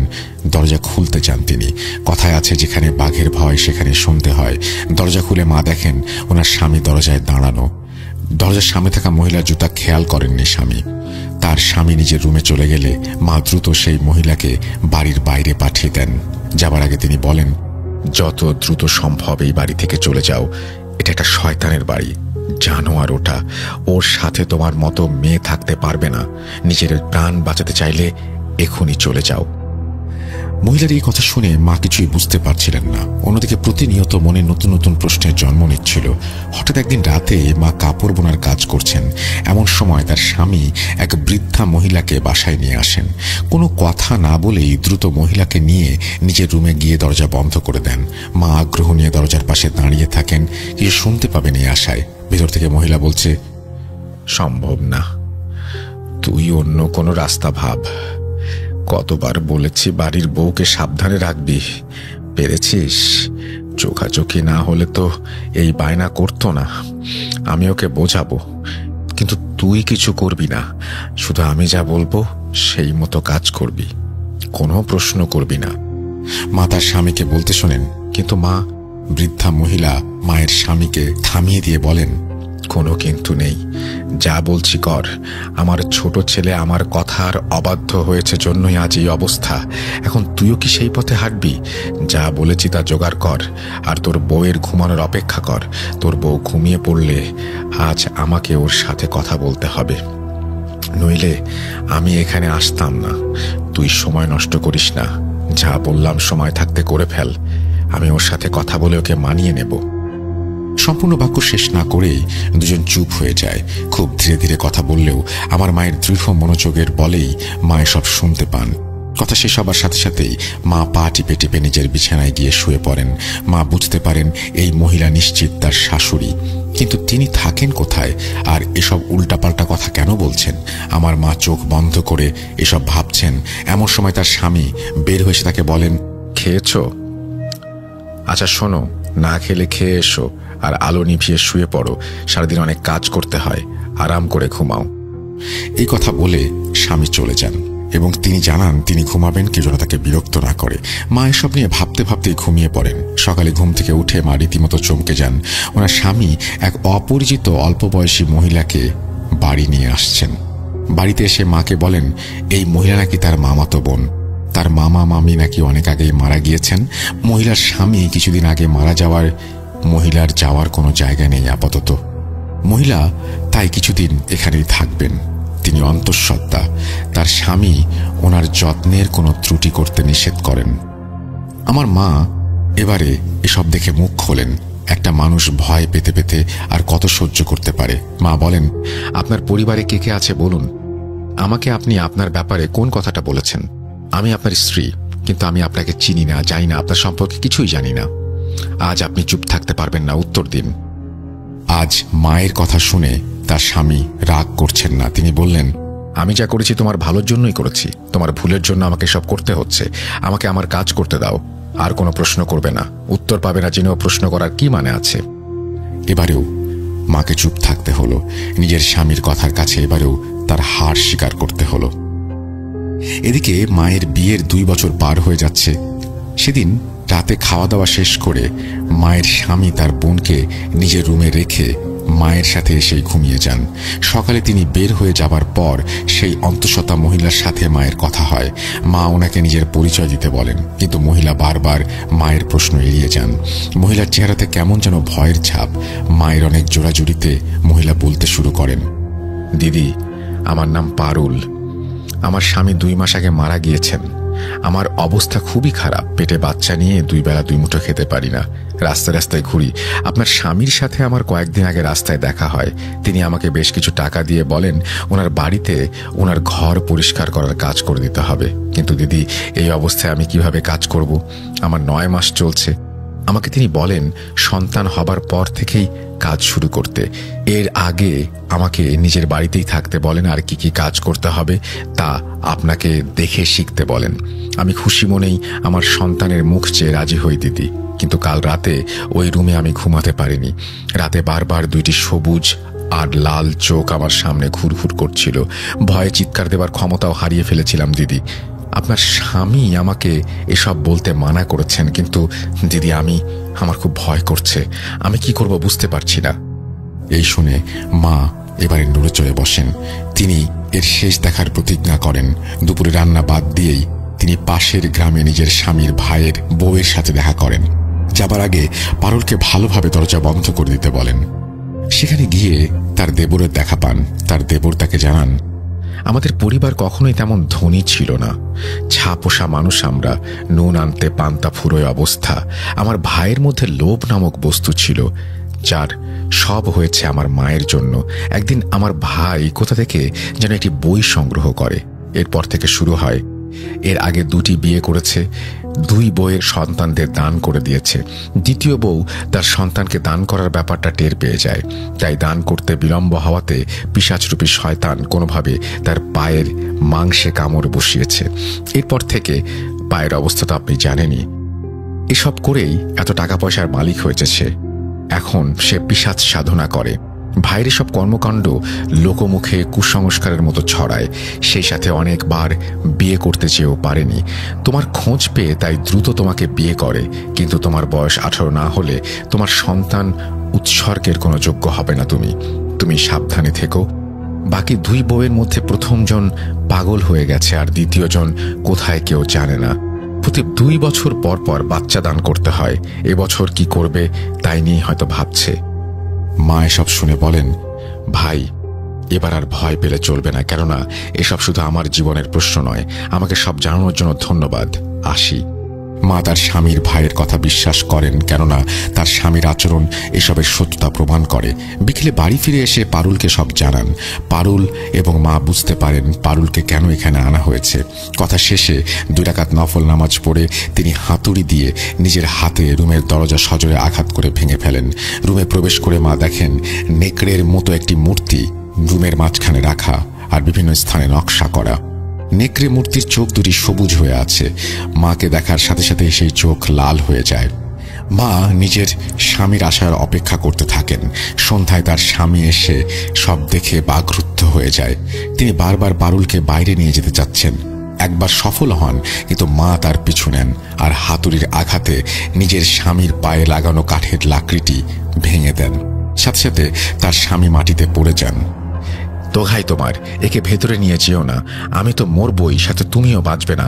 অনেক বড় ভুল করতে যাচ্ছ তুমি। আমার কথা শোনো। মা বলেন, আপনি আপনার পিশাচ পূজা করেন। আমি আপনার ভাইয়ের কাছ থেকে সব শুনেছি। ওই সবুজ চোখ আমি চিনে নিয়েছি। আপনি পারুল আর ওর পেটের বাচ্চার জন্য এ সমস্ত কিছু করছেন, তাই না? এ কথা শুনে স্বামী বলেন, হ্যাঁ, আমি পিশাচ পূজা করি। এই পিশাচই আমাকে ধন সম্পত্তি দিয়েছে, আর সে আমার সাথেই থাকে। সেদিন রাতে তোমাকে দেখে ফেলেছিল। তারপর থেকে তোমার গর্ভের সন্তানের দিকে লোভ, কিন্তু তোমার বয়স কম। তুমি আমাকে সন্তান দিতে পারবে না। মা পারুলকে নিয়ে ঘরের ভেতরে চলে আসেন। রাত হতে না হতেই ঘরের আশেপাশে মায়ের স্বামীর আত্মচিৎকারে বাতাস ভারী হয়ে ওঠে, এবং সে সাথে অনেক পশুর গর্জন। গভীর রাতে জন্ম হয় কাজলের। হ্যাঁ, সেই কাজলের, যার 2 জন মা, পারুল এবং মার্জিয়া। মায়ের হাতেই জন্ম হয় আমার। আমার জন্মের পর আমার মা জ্ঞান হারান। জ্ঞান ফিরে এলে তিনি দেখেন সকাল হয়ে গেছে। মার্জিয়া মা বাড়ির সদর দরজার সামনে রক্তাক্ত অবস্থায় বসে আছেন, আর তার হাতে সেই হাতুড়ি। মার্জিয়া মায়ের কোলে ছিলাম আমি। আমার মা মার্জিয়া মাকে দেখে ভাবেন তিনি হয়তো বেঁচে নেই, কিন্তু মার্জিয়া মা বলেন, পারুল, আমি পিশাচকে আঘাত করেছি কিন্তু মারতে পারিনি। এই মূর্তি ভেঙে ফেলতে চেয়েছিলাম, কিন্তু আমার স্বামী মারা যাওয়ার আগে আমাকে বলেছে পিশাচ এই মূর্তির দাস, এটা ভেঙে ফেললে সে মুক্ত হয়ে যাবে। সারা রাত ভেবেছি, ভেবে সিদ্ধান্ত নিয়েছি এই মূর্তির দায়িত্ব আজ থেকে আমার। আমি এটা নিয়ে দূরে কোথাও চলে যাব। ওই সামনে দেখো একটা গভীর কুয়া, সেখানেই পিশাচ আমার স্বামীকে নিয়ে গিয়েছিল। তার সাদা পাঞ্জাবি রক্তে ভেজা। আমি এই পিশাচকে আর কারো ক্ষতি করতে দেব না। মার্জিয়া মা আমার জন্মদাত্রী মায়ের হাতে চিঠি দিয়ে তাকে সেখান থেকে পাঠিয়ে দেন। মা সেই চিঠি নিয়ে মার্জিয়া মায়ের বলা ঠিকানায় গিয়ে দেখেন এটা মার্জিয়া মায়ের বাবার দোকান। চিঠিতে কি লেখা ছিল তা আমার মা কখনো জানতে চাননি, কিন্তু এরপর থেকে আমি নিজের নানু হিসেবে যাকে চিনেছি তিনি আসলে আমার আপন নানু ছিলেন না, তিনি মার্জিয়া মায়ের বাবা। আমার বাবাও আমার জন্মদাতা পিতা নন। আমার নানু অর্থাৎ মার্জিয়া মায়ের বাবা আমার মায়ের বিয়ে দেন। মার্জিয়া মা নিজের পুরো পরিবারটাই আমাদেরকে দিয়ে দিয়েছেন। তিনি কোথায় আছেন, বেঁচে আছেন কিনা আমি জানি না, আমি তাকে কখনো দেখিনি, কিন্তু আজ আমি বেঁচে আছি শুধুমাত্র তার জন্যই। আমার মা তো কিছুদিন আগে মারাই গিয়েছেন, কিন্তু তিনিও যতদিন বেঁচে ছিলেন তার কারণও ছিল মার্জিয়া। এখন আমাকে কেউ যদি জিজ্ঞেস করে আমি বলি আমার মা দুজন, একজন আমার জন্মদাত্রী মা আর একজন আমার জীবনদাত্রী মার্জিয়া মা। আমি কাজল, এই ছিল আমার দ্বিতীয় মায়ের ঘটনা। প্রিয় লিসেনার্স, এই বলে মাহি আপু তার কাজল ত্রিবেদীর ঘটনাটি সমাপ্ত করেন। এই ছিল আজকের ঘটনা। এই ঘটনা শোনার পর আমার বারবার মনে হয়েছে নিজের মায়ের কথা। আসলে আমাদের জীবনে বাবা মায়ের অবদান কতটুকু তা আমরা কখনো উপলব্ধি করতে পারি না। আজ বিদায় নিচ্ছি, দেখা হবে নতুন কোনো এপিসোডে নতুন কোনো ঘটনা নিয়ে। সেই পর্যন্ত সবাই ভালো থাকুন, সুস্থ থাকুন, মোস্ট ইম্পর্টেন্টলি ভূত.com এর সাথে থাকুন। আল্লাহ হাফেজ। এই ছিল ঘটনা। আমরা দ্বিতীয় ঘটনাটিও শুনলাম, খুব লম্বা একটা ঘটনা। আশা করছি আপনাদের ভালো লেগেছে। আমরা চলে যাব আমাদের পরবর্তী ঘটনায়।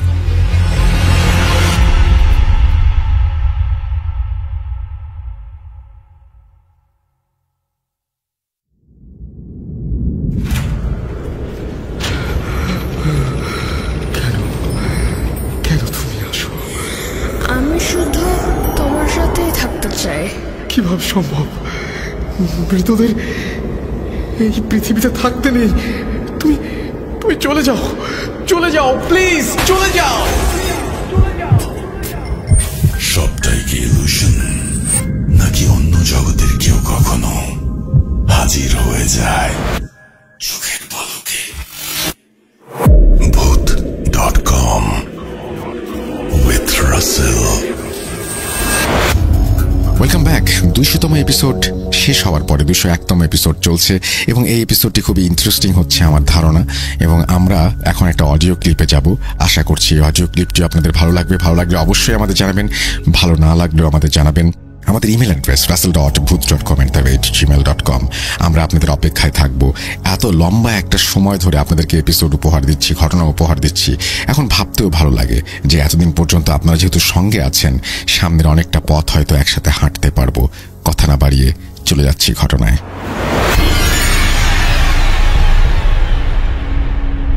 আসসালামু আলাইকুম রাসেল ভাই, এবং সকল লিসেনারকেও জানাই আমার সালাম। আসসালামু আলাইকুম রাসেল ভাই। জানি আপনি সবসময় ভালো দলেই থাকেন, তবু একটা মানুষ সবসময় ভালো থাকতে পারে না, ভালো মন্দ মিলিয়ে থাকে। আল্লাহর কাছে দোয়া করি যাতে আপনি সবসময় ভালো থাকেন। আমি রাকিব সায়েম বলছি নারায়ণগঞ্জ থেকে। রাসেল ভাই, আমি সেই 2010 থেকে আপনার ভূত FM শুনে আসছি, মানে শুরুর দিক থেকেই। এখন ভূত.com শুনছি। আসলে আপনার এই শো শোনা ছাড়া রাতে আমার ঘুমিয়ে আসে না। এত বছরে কখনো আপনাকে ঘটনা পাঠানো হয়নি বা সুযোগ মিলেনি, বা বলতে পারেন সাহস করতে পারিনি। তবুও কিছুদিন বা কিছু মাস আগে আপনাকে একটা ঘটনা লিখে পাঠাই যা আমার মার সাথে ঘটে গিয়েছিল। সেই ঘটনাটি সিলেক্ট হয়নি, হয়তো বা আমি গুছিয়ে লিখতে পারিনি, তাই আজকে ভয়েস রেকর্ডের মাধ্যমে ঘটনা পাঠাচ্ছি। ঘটনাগুলো হচ্ছে আমার নিজের সাথে ঘটে যাওয়া কয়েকটি ঘটনার মধ্যে আমি আজকে 3টি ঘটনা বলবো। যদি সিলেক্ট হয় তাহলে আগামীতে আমার সাথে ঘটে যায় বা আমার ফ্যামিলির সাথে ঘটে যাওয়া অনেক ঘটনা আছে আশেপাশে, সেগুলো শেয়ার করব। যাই হোক, আমি সরাসরি ঘটনায় চলে যাচ্ছি। প্রথম যে ঘটনাটি বলবো সেটা আমার স্বপ্নে ঘটে যাওয়া একটি ঘটনা। সেই ঘটনাটি ঘটে 2001 কি 2 সালের দিকে, যখন আমার 7 কি 8 বছর ছিল। এই স্বপ্নের ঘটনাটা আমি এজন্যই বলছি কারণ সেই স্বপ্নটি আমি আজও ভুলতে পারিনি। রাসেল ভাই, আমি নারায়ণগঞ্জের বাসিন্দা হলেও আমার নানির বাড়ি হচ্ছে চিটাগং হাটহাজারী জেলার বাড়িগোনা নামে এক গ্রামে। সেই গ্রামটি ছিল হালদা নদীর একটি শাখা ধরে। তো আগে প্রত্যেক বছরই আমার আব্বু আমাদের নিয়ে যেত নানুর বাসায়, প্রায় 1 মাস থাকতাম সেখানে। 2001 সাল কি 2 সালের দিকে আব্বু আমাদের নানি বাসা নিয়ে যায়। তখন আমাদের বাড়িগোনা ছিল প্রত্যন্ত একটি গ্রাম, মানে পুরো গ্রাম। সেখানে বিদ্যুৎ নাই বললেই চলে তখনকার সময়। তাই এই বিদ্যুৎ না থাকার কারণে সন্ধ্যা হলেই সবাই ঘুমিয়ে যেত ওই গ্রামে। আমরাও সন্ধ্যা হলে কে খাওয়া দাওয়া করে কিছুক্ষণ গল্প গুজব করেও ঘুমিয়ে যেতাম। রাসেল ভাই, আমি আমার নানির বাসায় একটু বর্ণনা দিই। নানির বাসাটা ছিল হালদা নদীর একবারে পার ঘেঁষে, মানে নানুর বাসার সামনেই ছিল নদী। বাসাটি ছিল প্রথমে বারান্দা, তারপর থাকার রুম বা বেডরুম যেখানে আমরা থাকতাম, তার পিছনে একটা খালি জায়গা উঠোনের মতো, তার পিছনে বাথরুম এবং বাথরুমের মাঝে হচ্ছে টয়লেট। রাসেল ভাই, যখন নানি বাসায় যেতাম তখন খুব দুষ্টুমি করতাম আমি আর মেজো ভাই। মার কথা শুনতাম না, তাই মাঝে মধ্যে শাসন করতাম আমাদের। তো এক সন্ধ্যায় আমরা খাওয়া দাওয়া করে ঘুমিয়ে যাই। আমরা আসলে রাসেল ভাই নানুর বাসায় ঘুমাতাম হলো ফ্লোর করে, কারণ তখন নানু বাসায় কেউ থাকতো না, আমরাই মাঝে মাঝে যেতাম। মানে বছরে একবার যে যেতাম তখনই নানুর বাসা খোলা হতো, বাকিটা সময় কেউ থাকতো না। আর সেখানে তাই খাট বা চোখের কোনো ব্যবস্থা ছিল না, আমরা গেলে ফ্লোর করে একসাথে সবাই ঘুমাতাম। তো আমি একবারে কিনারে ঘুমাই আব্বুর পাশে। ঘুমিয়ে যাওয়ার পর আমি একটা স্বপ্ন দেখি। স্বপ্নটা হচ্ছে এরকম যে আমি কোনো কারণে মা আমাকে অনেক শাসন করে রাত্রিবেলা। তা আমি কি করি, রাগ করে বাড়ি যে পিছনে উঠোনের জায়গাটা আছে সেই উঠোনের জায়গাতে খড়কুটোর একটা স্তূপে গিয়ে শুয়ে পড়ি। রাসেল ভাই, আপনি জানেন বা লিসেনাররা অনেকেই জানবেন যে গ্রামে ধান কাটার পর যে খড়গুলো থাকে সেগুলো একটা বড় স্তূপ তৈরি করে। এখন করে কিনা যায় না, অনেক বছর হবে গ্রামে যাই না। স্তূপ তৈরি করে, মাঝখানে একটা বাঁশ দেওয়া থাকে, তার উপর একটা ডিবি রাখা হয়। তো আমি সেই স্তূপের উপরে শুয়ে পড়ি। মানে স্বপ্নে আমি দেখছি মার সাথে রাগ করে আমি রাত্রে ওই স্তূপে ঘুমিয়ে যাই আর কি।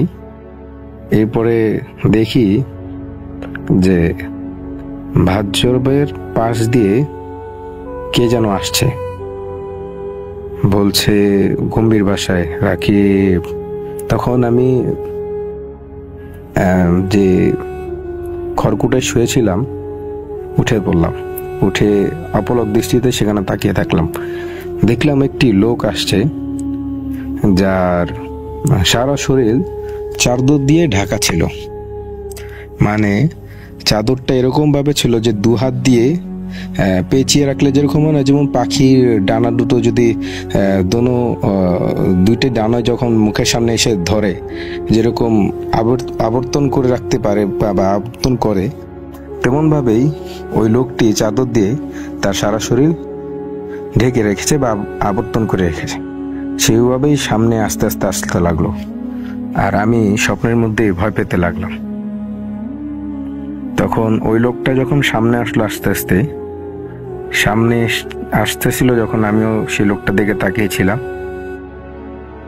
তো সামনে আসার পর এমন হলো যে সে দুই হাত দিয়ে যে চাদর দিয়ে তার সারা শরীর বা মুখ ঢেকে রেখেছিল না, সে আস্তে আস্তে তার হাতটা সরাতে লাগলো চাদর সহ, আর তার মুখটি স্পষ্ট হতে লাগলো আমার সামনে। যখন তার মুখ দেখলাম তখন আমি আরো ভয় পেয়ে গেলাম। এতটা ভয় পেয়ে গেলাম যে যা বলে বুঝাতে পারবো না। সেই মুখটি আমার চোখে এখনো ভাসছে, যে কারণে সেই স্বপ্নটি আমি আজও ভুলতে পারিনি। এখনো আমার সেই স্বপ্নের কথা মনে পড়ে। সেই মুখটি ছিল অনেক বিভৎস এবং সে চাদরটি সরিয়ে হাসতে লাগলো। এর কয়েক সেকেন্ডের মধ্যেই এমন হলো যে মানে বাস্তবের দিকে যে আমি কথা বলতে পারছি না, আমি নড়াচড়াও করতে পারছি না। এরকম মনে হচ্ছিল যে কেউ আমাকে জোর করে বেঁধে রাখছে এবং আমার মুখ চেপে ধরেছে। পাশে আমার আব্বু শোয়া ছিল, আমি তাকেও ধরতে পারছি না। মানে আমি ঘুমের থেকে তখন মনে হচ্ছে যে আমি সজাগ হয়ে গেছি, কিন্তু আমি নড়াচড়া করতে পারছি না। কিন্তু যখন হঠাৎ আব্বুর হাতটি আমার শরীরে পড়লো, তখন আমি যেমন দম ছাড়তে পারলাম এবং কথা বলতে পারলাম, নড়াচড়া করতে পারলাম। তখন আব্বু বলে জোরে চিৎকার দিয়ে আব্বুকে জড়িয়ে ধরলাম। সে বলল কি হয়েছে? তখন আমি কিছু বলতে পারিনি। আব্বু আমাকে বললো যে আচ্ছা ঠিক আছে, ঘুমায় পড়ো, খারাপ স্বপ্ন দেখছো হয়তো। তারপরে আমি বুঝতে পারলাম বড় হয়ে যে এটাকে বোবায় ধরা বলে। তো সেই প্রথমেই ঘুমের ভেতরে আমাকে বোবায় ধরেছিল এবং আজ পর্যন্ত আর এরকম কোনো স্বপ্ন হয় দেখিয়েনি, আর আমার বোবায় ধরেনি। সেই কারণে এই স্বপ্নটি আমার এখনো মনে পড়ে এবং মনে পড়লে এখনো ভয় লাগে। আর আমি হয়তো মনে করি যে আমি সেই বোবা জিনকে দেখেছি, যাকে দেখা মাত্র আমার প্যারালাইসিসের মতো অবস্থা হয়েছিল। দ্বিতীয় যে ঘটনাটি আমার সাথে ঘটে সেটা হচ্ছে 2009 সালে নারায়ণগঞ্জে, আমার পাইকপাড়া এলাকায়, আমার বাসার এখানে। তো ঘটনাটা হচ্ছে এবং যে যখন 2009 হয় তখন আমি ক্লাস 9-এ পড়তাম। তখনকার সময়ে আমার মধ্যে একটা কিউরিওসিটি তৈরি হয়, বা বলতে পারেন এর 1 বছর আগে বা 2 বছর আগে থেকে আমার ভেতর থেকে ভূতের ভয়টা আগে চলে যায়। একটা কিউরিওসিটি হয় যে আমি ভূত বা জিন দেখব। মানে আমি তো মুসলমান হিসেবে তো এটাই বিশ্বাস করতে যে জিন বলতে কিছু আছে, আর প্যারানরমাল কোনো ঘটনা ঘটে। তো সেই সময়টায় আমার মধ্যে এরকম কিউরিওসিটি থাকতো যে আমি একবার হলো এরকম ভূত বা জিন দেখব। তাই হতো কি যে আমার বাসার সামনে একটা পুকুর ছিল আগে, যা ডোবায় পরিণত হয় মসজিদের পাশে থেকে আমাদের বাসা অবধি সে পুকুরটি। তো এর পাশেই একটা একতলা বিল্ডিং তোলা ছিল, এখন সেটা কমপ্লিট হয়ে গেছে। তখন কমপ্লিট ছিল না, শুধু নিচে দিয়ে ফাঁকা ছিল আর শুধু ছাদ ছিল। আর ওই বাসার পাশে আরো 2টি একতলা বিল্ডিং ছিল, সেগুলার ছাদও একদম অ্যাটাচ করা ছিল। আর যে ছাদটা খালি ছিল, মানে পাশে যে 2 বিল্ডিং ছিল সেটা তো কমপ্লিট ছিল, একতলা বিল্ডিং, কিন্তু যে বিল্ডিংটাতে আমি কথা বলছি সেটা কমপ্লিট ছিল না, মাঝখানে ফাঁকা ছিল। এর পশ্চিম সাইডে, মানে পশ্চিম দক্ষিণ সাইড দিয়ে ডোবার জায়গাটা ছিল, ফাঁকা ছিল, আর একটা ডুমুর গাছ ছিল। তো রাসেল ভাই, আপনি তো জানেনই যে 2009 সালের সময় বা অনেক লোডশেডিং হতো গরমের কালে। কারেন্ট চলে গেলে আসার আর সম্ভাবনা থাকতো না। তো আমরা যারা বন্ধু ছিলাম বা বাসার ভাই ব্রাদার ছিলাম, তারা ওই ছাদে আড্ডা মারতাম। কিন্তু বেশিরভাগ সময় 12টার পর আর ওখানে কেউ আড্ডা মারতো না। কিন্তু যখনই কারেন্ট যেত, 12টা হোক, 1টা হোক, 2টা হোক, আমি ওই ছাদে উঠতাম। আর আমার কাছে একটা মোবাইল ছিল তখন, চায়না মোবাইল, সেটা লাউডে গান বাজিয়ে আমি পায়চারি করতাম সবসময় ছাদে। আর চিন্তা করতাম যদি কিছু দেখি, প্যারানর্মাল কিছু, এরকম একটা কিউরিওসিটি ছিল। এরকমই একটা রাত ছিল যখন কারেন্ট চলে যায় 1টা-1:30টার দিকে। তা আমি বাসা থেকে বেরিয়ে এসে ছাদে উঠে যাই। তো ছাদে উঠে আমি একাই পায়চারা করতে থাকি গান বাজিয়ে। তো ওই ছাদের পাশে আরেকটা যে বিল্ডিং ছিল, সেটা হচ্ছে পশ্চিম উত্তর দিকে বিল্ডিংটা। ওই বিল্ডিং এর পিছনে একটা জাম গাছ ছিল আর একটা কোরে গাছ ছিল। সেটা নিয়েও একটা ঘটনা আছে যে কোরে গাছে একটা জিন ছিল। আমার এক চাচাকে জিনে ধরেছিল ওই কোরে গাছ থেকে। সেই কোরে গাছটা কাটা হয়ে যায়, কিন্তু এই গাছটা, জাম গাছটা তখন রয়ে গিয়েছিল। এখন জাম গাছটা নেই, যেহেতু কালের বিবর্তনে অনেক কিছু ভেঙে আধুনিকভাবে জায়গা ভরাট করে বা গাছ কেটে বাসা বাড়ি তৈরি করা হচ্ছে এখন তেমনই। কিন্তু আগে ওই জায়গাটা একটা জাম গাছ ছিল। ওই জাম গাছের কোনার সাইডেই মানে ছাদের উপর একটা হাউস ছিল। তো অন্ধকারের ভিতরে আমার মনে হলো যে ওই হাউজের পাশে থেকে কে যেন আমার দিকে তাকিয়ে আছে। আমি সরাসরি সেদিকে তাকালাম না, আমি যেহেতু পায়চারা করছি ছাদের এই পাশ থেকে ওই পাশ, মানে উত্তর থেকে দক্ষিণ, দক্ষিণ থেকে উত্তর দিকে পায়চারা করছে। আর সিঁড়িটা ছিল উত্তর দিকে। তা আমি আর চোখে দেখতে লাগলাম যে হ্যাঁ, কিছু একটা আমার দিকে তাকিয়ে আছে। সেটার চোখগুলি অস্বাভাবিক ভাবে বড়। আমি এটা লক্ষ্য করার পর অনেকটা ঘাবড়ে যাই। এত দিন যে কিউরিওসিটি ছিল যে কোনো প্যারানর্মাল কিছু দেখবো, ভূত বা জিন দেখবো, কিন্তু যখন সেটার সম্মুখীন হই তখন আমার অবস্থা খুবই খারাপ হয়ে যায়। মানে ভেতর ভেতর খারাপ হচ্ছে, কিন্তু আমি তবুও নিজেকে কন্ট্রোল করছিলাম।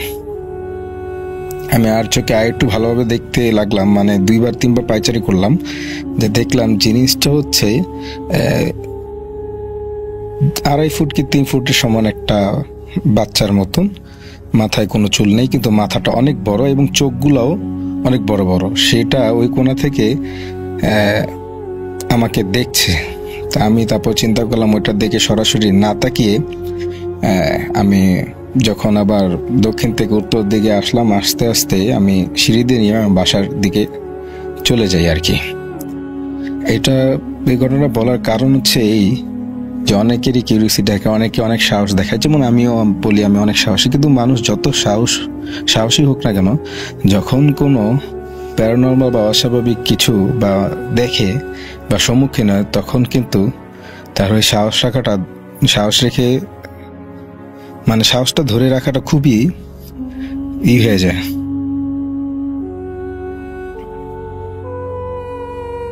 কঠিন হয়ে যায়। দ্বিতীয় যে ঘটনাটি আমি বলবো, সেই ঘটনাটি হচ্ছে আমার জীবনের এই পর্যন্ত ঘটে যাওয়া সবচাইতে ভয়ানক ঘটনা প্যারানর্মাল দিক দিয়ে। ঘটনাটি ঘটেছে আমার নানুর বাসার সেই বাড়িগোনা নামক গ্রামে। তো সালটা ছিল 2014।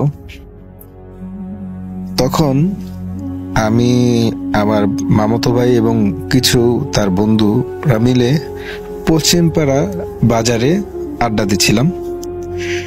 অবশ্য বাসা থেকে সন্ধ্যার দিকে বেরিয়েছিলাম মামাতো ভাইয়ের সাথে। মামাতো ভাইয়ের নামটি হচ্ছে নাসির।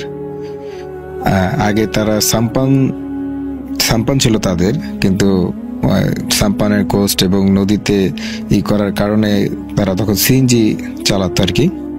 মদিনাঘাট থেকে বাড়িগোনা, পশ্চিমপাড়া, পূবপাড়া পর্যন্ত তারা সিএনজি সার্ভিস দিয়ে থাকতো মানুষ যাতায়াতের জন্য। তো তার সিএনজি করে ঘুরতাম বা ঘুরতে বেরিয়েছিলাম সন্ধ্যা দিকে। তো আড্ডা দিতে দিতে রাত 12টা বেজে যায়। তখনকার সময়ে বাড়িগোনা গ্রামে অনেকটা ইলেকট্রিসিটি এসেছিল, কিন্তু রাস্তার দিকে লাইট থাকতো না আর কি। বাসায় বাসায় ইলেকট্রিসিটি ছিল, কিন্তু ওই যে আছে না যে 100 পাওয়ার 60 পাওয়ারের বাল্ব, এগুলো ইউজ করা হতো বাসা বাড়িতে, এবং তা খুবই সামান্য আলো হতো, মানে বেশি লাইট ইউজ করতো না কোনো বাসায়। আর রাস্তাতে তো লাইট ইউজ করতোই না, ওই কোনো দোকান যদি খোলা থাকতো তো সেই আলোতেই চলতো। তার গ্রামের মানুষটা টর্চ দিয়ে চলাফেরা করতো, টর্চ লাইট দিয়ে। যাই হোক, আমি ঘটনাতে আবার ফিরে আসি। তো আমরা বাজারে, পশ্চিমপাড়া বাজার আড্ডা দিচ্ছিলাম, রাত 12টা বেজে যায়, সবগুলো দোকানপাট বন্ধ, শুধু একটা দোকান খোলা যেটাতে আমরা আড্ডা দিচ্ছিলাম আর কি। কারণ গ্রামের বাজার 8টার দিকেই বেশিরভাগ দোকান বন্ধ হয়ে যায়, আর যেগুলা কয়েকটা খোলা থাকে ফার্মেসি বা কয়েকটা দোকান, সেগুলা খুব বড় জোর 10টা পর্যন্ত খোলা থাকে।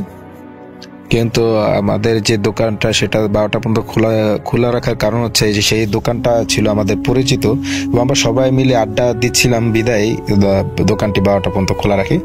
তো আড্ডা দেওয়া শেষ হলে নাসির ভাই আমাকে বলে যে পশ্চিমপাড়ার আরেকটু দূরে, মানে আরো 10 মিনিটের পথ পশ্চিমপাড়া পার হয়ে কাউলি হচ্ছে, তো কাউলি দেখতে যাব কিনা। গ্রামে গেলে প্রায় সময় কাউলি শোনা হয়, কাউলি আসরে যাওয়া হয়, কিন্তু তখন আমার মনে চাইলো না আর কি যে আমি কাউলিতে যাবো। আমি বললাম যে না ভাইয়া, আমি যাবো না, তোমরা যাও। তারপর বললো যে রাত তো অনেক হয়ে গেছে, বাসায় যাবি এত দূর, একা যেতে পারবি কিনা। আমি বলছি না, একা যেতে পারবো, কোনো সমস্যা হবে না। না, আমার কাছে সিএনজি আছে, আমি তারে দিয়ে আসি। কিন্তু আমাকে দিতে গেলে দেখা যেতেছে আর ওদিকে 4-5 জন দাঁড়ানো আছে, তাদেরকে নিয়ে তো আর কাউলি দেখতে যেতে পারবে না। তা আমি মানে কয়েকজন এখানে দাঁড়িয়ে থাকতে হবে। তো আমি বললাম যে না, লেট করার দরকার নেই, তোমরা সবাই মিলে কাউলি দেখতে যাও, আমি একা যেতে পারবো, কোনো অসুবিধা নেই। আর তখন আমার স্মোক করার ছিল, হ্যাবিট ছিল। তো আমি থেকে দোকান থেকে 2টা সিগারেট নিয়ে নিই, যাওয়ার পথে স্মোক করতে করতে যাব ভেবে নিলাম। আসলে পশ্চিমপাড়া থেকে আমার নানির বাসা নদীর পাড় দিয়ে যদি তাকাই তাহলে দেখা যায়, যেহেতু নদীর পাড়ে আমার নানির বাসাটা, তো দেখা যেত। কিন্তু এটা এই মানে হেঁটে যাওয়ার পথ ছিল মিনিমাম 1 থেকে 1.5 মাইল, মানে 1 থেকে 1.5 মাইল দূরত্ব হচ্ছে আমার নানির বাসা থেকে পশ্চিমপাড়া সেই বাজারটা। মাঝখানে কোনো দোকান নেই, কিন্তু যে আমার নানুর বাসা ঢুকতে যাওয়ার আগে গোরস্থান দিয়ে যেতে হয়। এর আগে একটি দোকান আছে আমার আরেক মামার, মানে হাতে গোনা আর 2টি দোকান পরের ওঠে, তাও আবার আমার মামার নানুর বাসার কাছাকাছি। কারণ তখন সেখানকারটা একটু ঘনবসতি, কিন্তু এই বাজারের আগ পর্যন্ত কোনো বাসা বাড়ি নেই, সবগুলো হচ্ছে চাষের জমি। আর এক পাশে হচ্ছে নদী, আর এক পাশে হচ্ছে বিল, মানে চাষের জমি।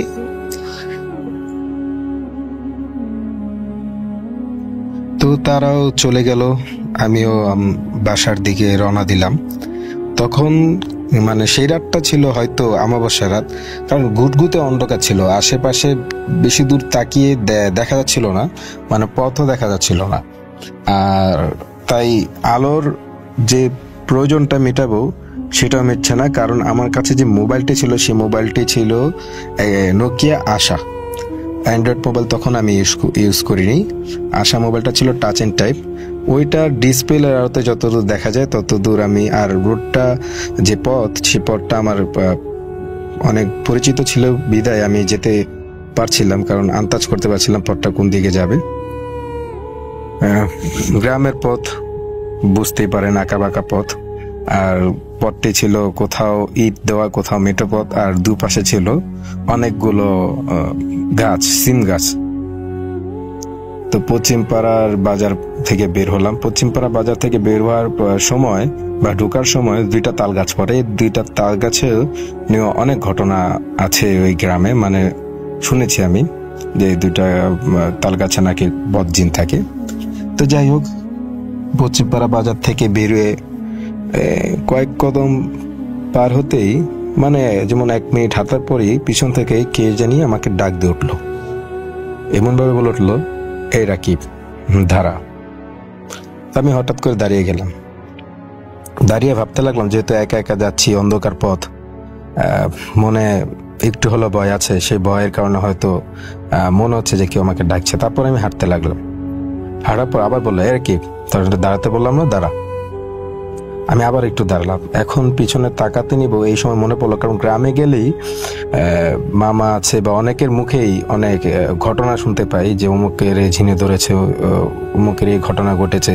তো এরকম একটা ঘটনা শুনেছিলাম যে এক মাদ্রাসা ছাত্র এরকম রাত্রেবেলা যাচ্ছিল, তাকে পিছন থেকে কেউ একজন ডাক দিয়েছে। সে পিছনে তাকার সাথে সাথে তাকে ঘাড় মুটকিয়ে মেরে ফেলা হয়েছে আর কি। মানে এরকমটা ছিল যে মনে হচ্ছে কেউ একজন ওই মাদ্রাসা ছাত্রকে কষে এক থাপ্পড় দিয়েছে, থাপ্পড়ের কারণে তার ঘাড় বাঁকা হয়ে সে মারা গেছে, এবং তার গালে এবং ঘাড় পর্যন্ত হাতের ছাপ বসা ছিল। তো এই কথাটা মনে পড়ে আমি আর পিছনে তাকাই না। মানে আমার ভেতরে ভয় আরো বেড়ে গেল। এরকম ভয় বেড়ে গেল যে আমি তখন যে ঠান্ডা ঠান্ডা ভাব ছিল গ্রামে, নদীর বাতাস, তার মধ্যে আমি ঘামাচ্ছি। আর এও একটা মাথায় ভিতরে আসলো যে সাথে সাথে যে এই পিছন থেকে যে আমাকে ডাকছে সে বলছে যে এই রাকিব দাঁড়া। কিন্তু ওই গ্রামে এমন কোনো মানুষ নেই যে এমন শুদ্ধভাবে কথা বলতে পারবে। আমার চিটাগাঙে কেউ ডাকলে আমাকে ডাকে রাকিববে, আর যদি ওইখানকার লোকই যদি কেউ আমাকে ডাকতো তাহলে বলতে রাকিববে তিয়ে।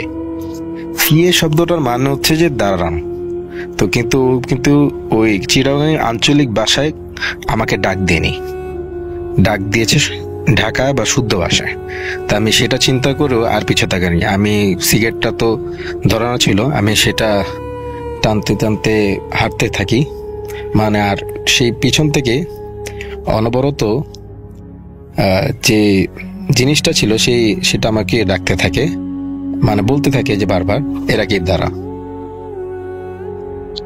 প্রচন্ড ভয়ের মাঝেও আমি দ্রুত হাঁটতে লাগলাম, যেহেতু পেছন থেকে কোনো একটা জিনিস বা জিন বলতে পারেন আপনারা আমাকে ডাকছে যে এরা কি দ্বারা। তো একটা মানুষের পিছন থেকে যদি কেউ ডাকি ভাবে, তখন রাত 12টা বাজে, গ্রামের পথ, অমাবস্যা রাত, অন্ধকারচ্ছন্ন, বেশি দূর কিছু দেখা যায় না অন্ধকারের কারণে।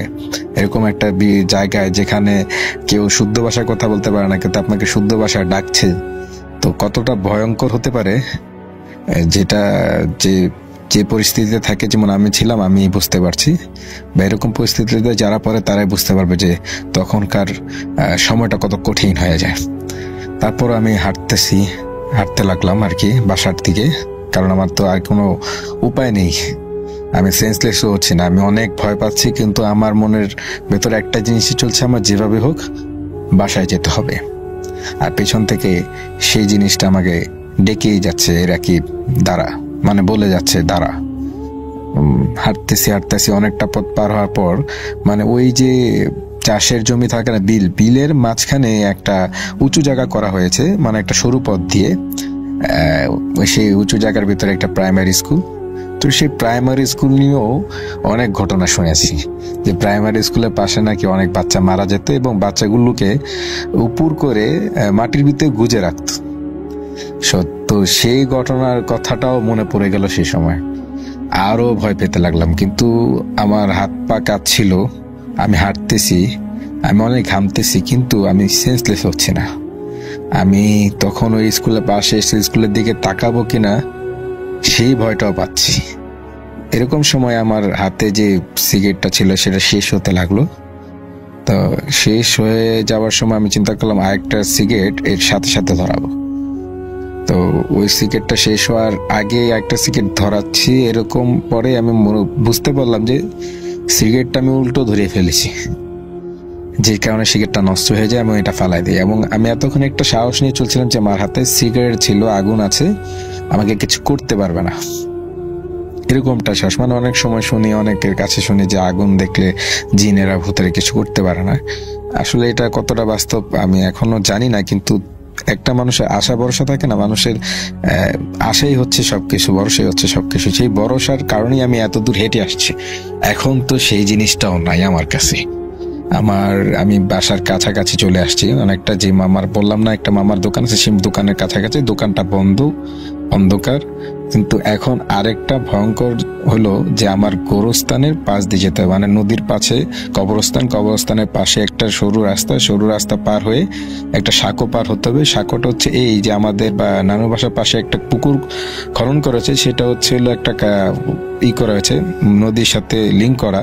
যখন জোয়ার আসে তখন পুকুরটা ভরে, যখন বাটায় যায় তখন পুকুরটা খালি হয়ে যায়। তো এটার উপর সাঁকো দিয়ে যেতে হবে। এই সাঁকোর দিকেও আমার বড় ভাই এবং বড় বোন পড়ে গিয়েছিল ছোট থাকতে।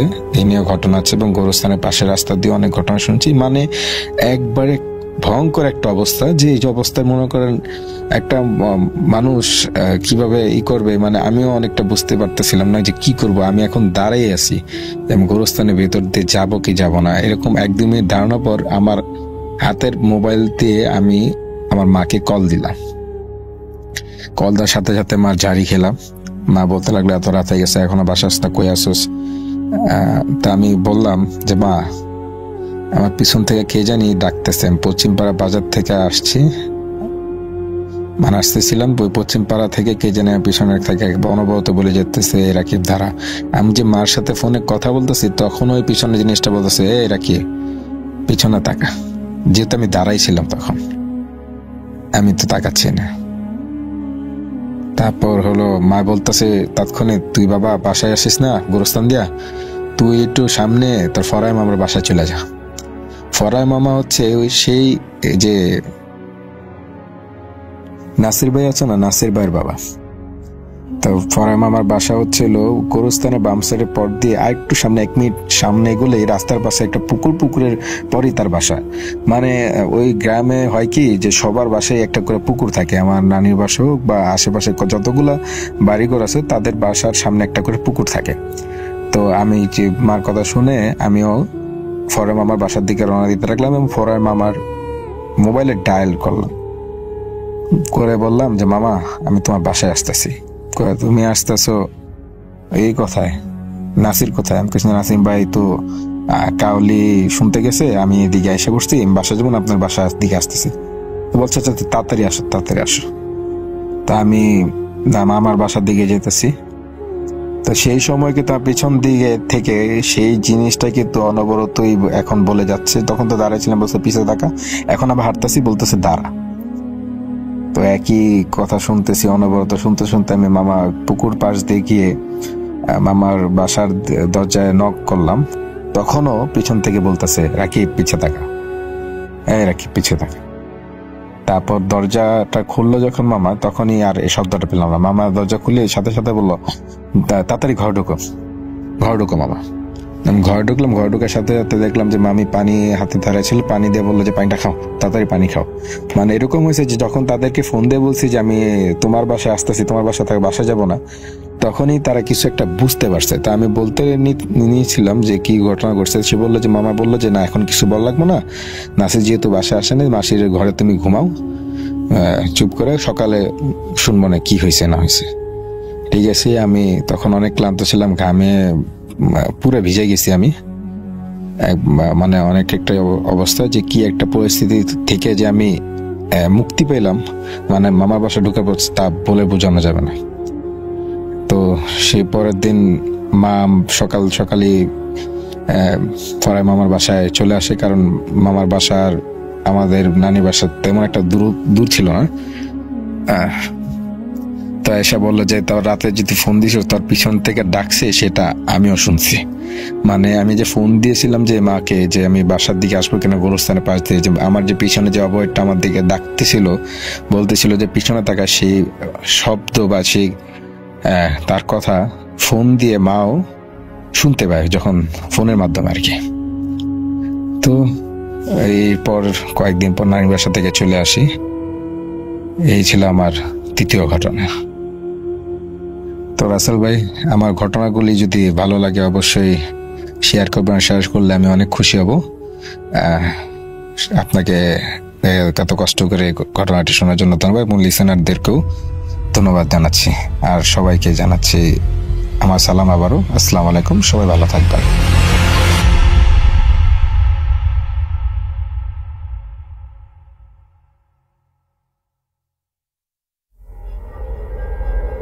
Spirit be here with me.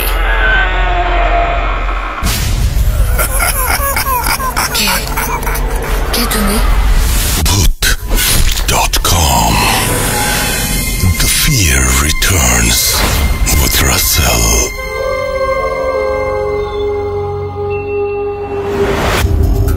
Welcome back. আমি রাসেল আছি, সাথে আপনারা শুনছেন ভূত.com আর 201তম এপিসোড চলছে আজকে।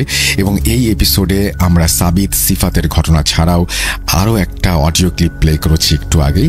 এখন আমরা দ্বিতীয় অডিও ক্লিপে যাব। আশা করছি এই অডিও ক্লিপটি আপনাদের ভালো লাগবে। কথা না বাড়িয়ে সরাসরি চলে যাচ্ছি ঘটনায়, সাথেই থাকুন।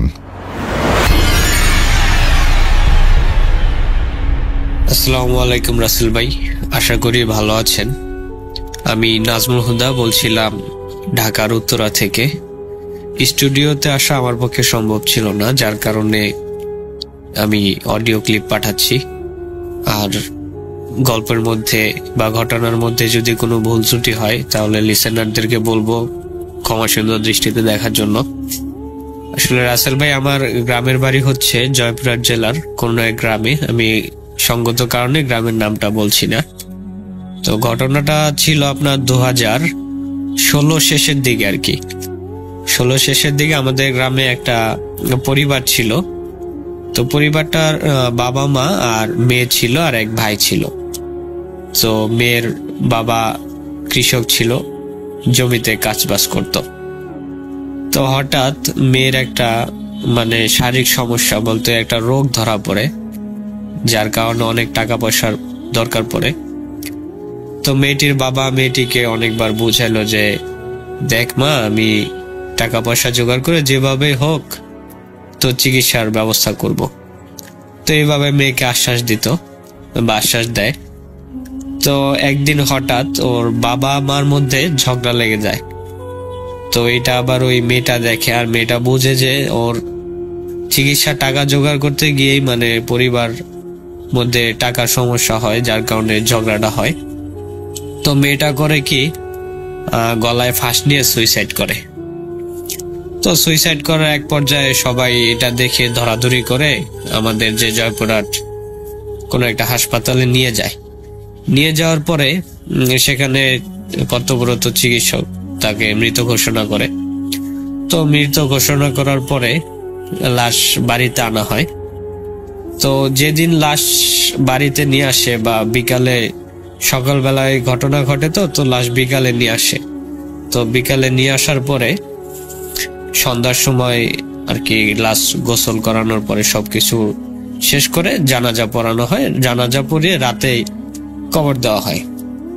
তো বিষয়টা হচ্ছে রাসেল ভাই এরকম যে কবরটা দেওয়া হয় যে কবরস্থানটা ছিল একদম নির্জন জায়গা, চারপাশে হচ্ছে গাছগাছালি, বাঁশঝাড়, ওইখানে কবরটা দেওয়া হয়। আর যেদিন কবর দেওয়া হয় সেদিন ছিল বেসিক্যালি শনিবার। আর আমরা ম্যাক্সিমাম সবাই জানি যে কালো জাদুর যে বিষয়গুলা থাকে সেগুলা ম্যাক্সিমাম সময় শনিবার আর মঙ্গলবার যারা আত্মহত্যা করে, সুইসাইড করে, তাদের শরীরের বডি বা কোনো একটা এলিমেন্টস দিয়ে কালো জাদু করা হয়। তো যাই হোক রাসেল ভাই, যখন মাটি দেওয়া হয়, লাশ দাফন করা হয়, সবাই যার যার মতো বাসায় চলে যায়। পরের দিন সকালে দেখা যায় যে কবর খুঁড়া, লাশ কবরের উপরে উঠানো, কিন্তু লাশের গায়ে মাথা নাই। মাথা কে বা কারা কেটে নিয়ে গেছে, আর লাশ উপরে উঠানো। তো এটা দেখে এলাকাবাসীর ভিতরে অনেক আতঙ্ক সৃষ্টি হয়, ভয় সৃষ্টি হয় যে লাশ এরকম উপরে উঠানো, লাশের আবার মাথা নাই। তো যাই হোক, এভাবে এলাকাবাসী আবার কি করলো, লাশটাকে পুনরায় আবার মাটি চাপা দিয়ে দেয়, সেই কবরের ভিতরে ফেলে মাটি চাপা দিয়ে দেয়। তো তারপর এইভাবে যাওয়ার পর কিছুদিন পর, ওই কিছুদিন বলতে 10-15 দিনের মাথায় সেই মেয়ের মা স্বপ্নে দেখতো যে তার মেয়ে মাথা নাই, মাথা ছাড়া তার মেয়ে তার কাছে আসতেছে, আইসা বলতেছে যে মা আমাকে বাঁচাও, আমাকে কষ্ট দেওয়া হচ্ছে, আমি অনেক কষ্টের মধ্যে আছি, আমাকে এইখান থেকে উদ্ধার করো। তো এইভাবে ওর মা প্রতিদিন রাতে স্বপ্ন দেখতো আর সকালে উঠে ওর বাবাকে বলতো। তো ওর বাবা বলতো হয়তো তুমি রাতে ভুলভাল স্বপ্ন দেখছো, এটাই এরকম কিছু। পরের দিন যখন আবার ওর মা বাবা রাতে ঘুমানোর পর ওর মা খেয়াল করতেছে যে এটা স্বপ্ন না, মনে হচ্ছে যে বাস্তবেই ওদের ঘরের পিছনে মানে জানালার ওখানে কেউ দাঁড়ায় আছে। মানে এটা উনি ফিল করতেছে যে বোঝা যাচ্ছে যে জানালার পিছনে কেউ একজন দাঁড়ায় আছে। তো এইসব দেখতে দেখতে ওই রাতে আর কিছু বলে না। সকালে উনি উনার ওই মেয়ের বাবাকে বলে যে আমি গতকাল রাতে এরকম এরকম ফিল করতেছি যে জানলার পাশে কেউ দাঁড়ায় থাকে। তো এগুলা যাওয়ার পরে এটা তো ওর ফ্যামিলির সাথে হইলো। তো ওদের যে বাসা বা ওই কবরস্থানের ঠিক কিছু দূর মানে মোটামুটি আপনার কতটুকু হবে, আধা কিলোমিটার দূরে একটা ইটের ভাটা ছিল। তো ইটের ভাটায় শ্রমিকরা সারাদিন কাজ করতো, আপনার সন্ধ্যা পর্যন্ত কাজ করতো। যারা ইট বানাইতো আর কি, হচ্ছে মাটি দিয়ে ইট বানায়, তো ওরা সন্ধ্যা পর্যন্ত কাজ করতো।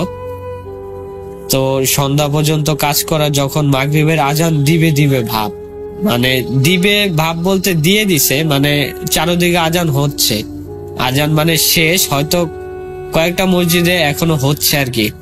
তো এমন সময় যে ইটের ভাটায় কাজ করতো একটা কর্মী, তো কর্মী হঠাৎ চিৎকার দিয়ে ওঠে, কে কোথায় আসো, আমারে বাঁচাও বলে সে মানে সেন্সলেস হয়ে যায়।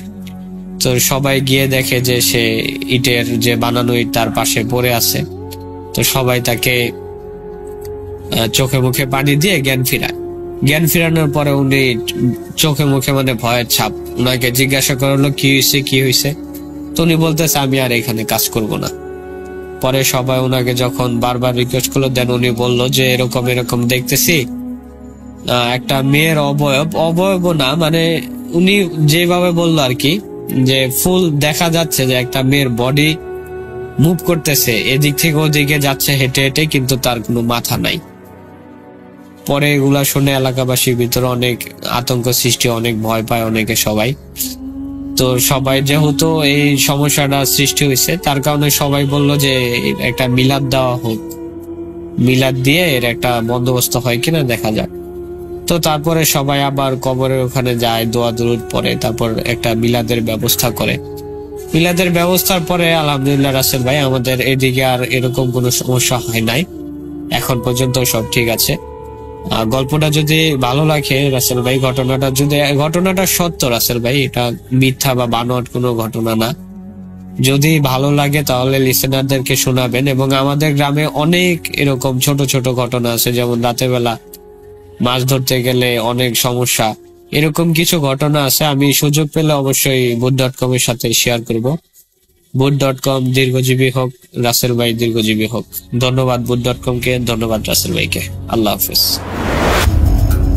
আরও একবার আপনাদের সবাইকে স্বাগত জানাচ্ছি boot.com-এ, এবং 201তম এপিসোডের সমাপ্তি টানতে হবে। আমার মনে হয় যে আমি টায়ার্ড, আপনারাও টায়ার্ড, এবং আপনাদের সবাইকে ঘুমাতে যেতে হবে। আর সেই সাথে মানে ঘটনাগুলো শোনার পরে আমি কেমন একটা ঘোরের মধ্যে চলে যাচ্ছি। বিভিন্ন সময় আমার এটা হয়, এবং আপনাদের কি অবস্থা হচ্ছে সেটা লিখে জানান আমাকে। আমার ইমেল অ্যাড্রেস হচ্ছে russell.bhoot.com@gmail.com। আমাদের ফেসবুক পেজ হচ্ছে www.facebook.com/russell.স্বাধীন। আমাদের ইউটিউব চ্যানেল rjrussellbhoot.com, অবশ্যই সাবস্ক্রাইব করবেন। আমরা আজকের মতো বিদায় নিচ্ছি, ফিরে আসবো আবারও। আর এই যে 200তম এপিসোড আমরা করলাম, এই যে লম্বা পথ পাড়ি দিলাম, এটার জন্য স্বাধীনকে অনেক ধন্যবাদ। কারণ এটা ছাড়া কোনোদিনই সম্ভব ছিল না আমাদের এই লম্বা পথ অতিক্রম করার। কারণ 2020 সালে যখন আমরা কিছু শুরু করব এই আশা নিয়ে বুক বেঁধেছি, ঠিক সেই সময় স্বাধীন এসে পাশে দাঁড়ায়, এবং সেই কারণেই আমরা একটা প্ল্যাটফর্ম পেয়ে যাই, যে প্ল্যাটফর্মের মাধ্যমে আপনাদের সবাইকে আবারও ঘটনা শোনাতে শুরু করি। এই ঘটনা শোনা অব্যাহত থাকুক আরও যুগের পর যুগ, বছরের পর বছর, যুগের পর যুগ। এবং আমরা আজকের মতো বিদায় নিচ্ছি, কিন্তু ফিরে আসবো আগামী সপ্তাহেই। সেই পর্যন্ত ভালো থাকুন, সুস্থ থাকুন, মোস্ট ইম্পর্টেন্টলি boot.com-এর সাথে থাকুন। আল্লাহ হাফেজ।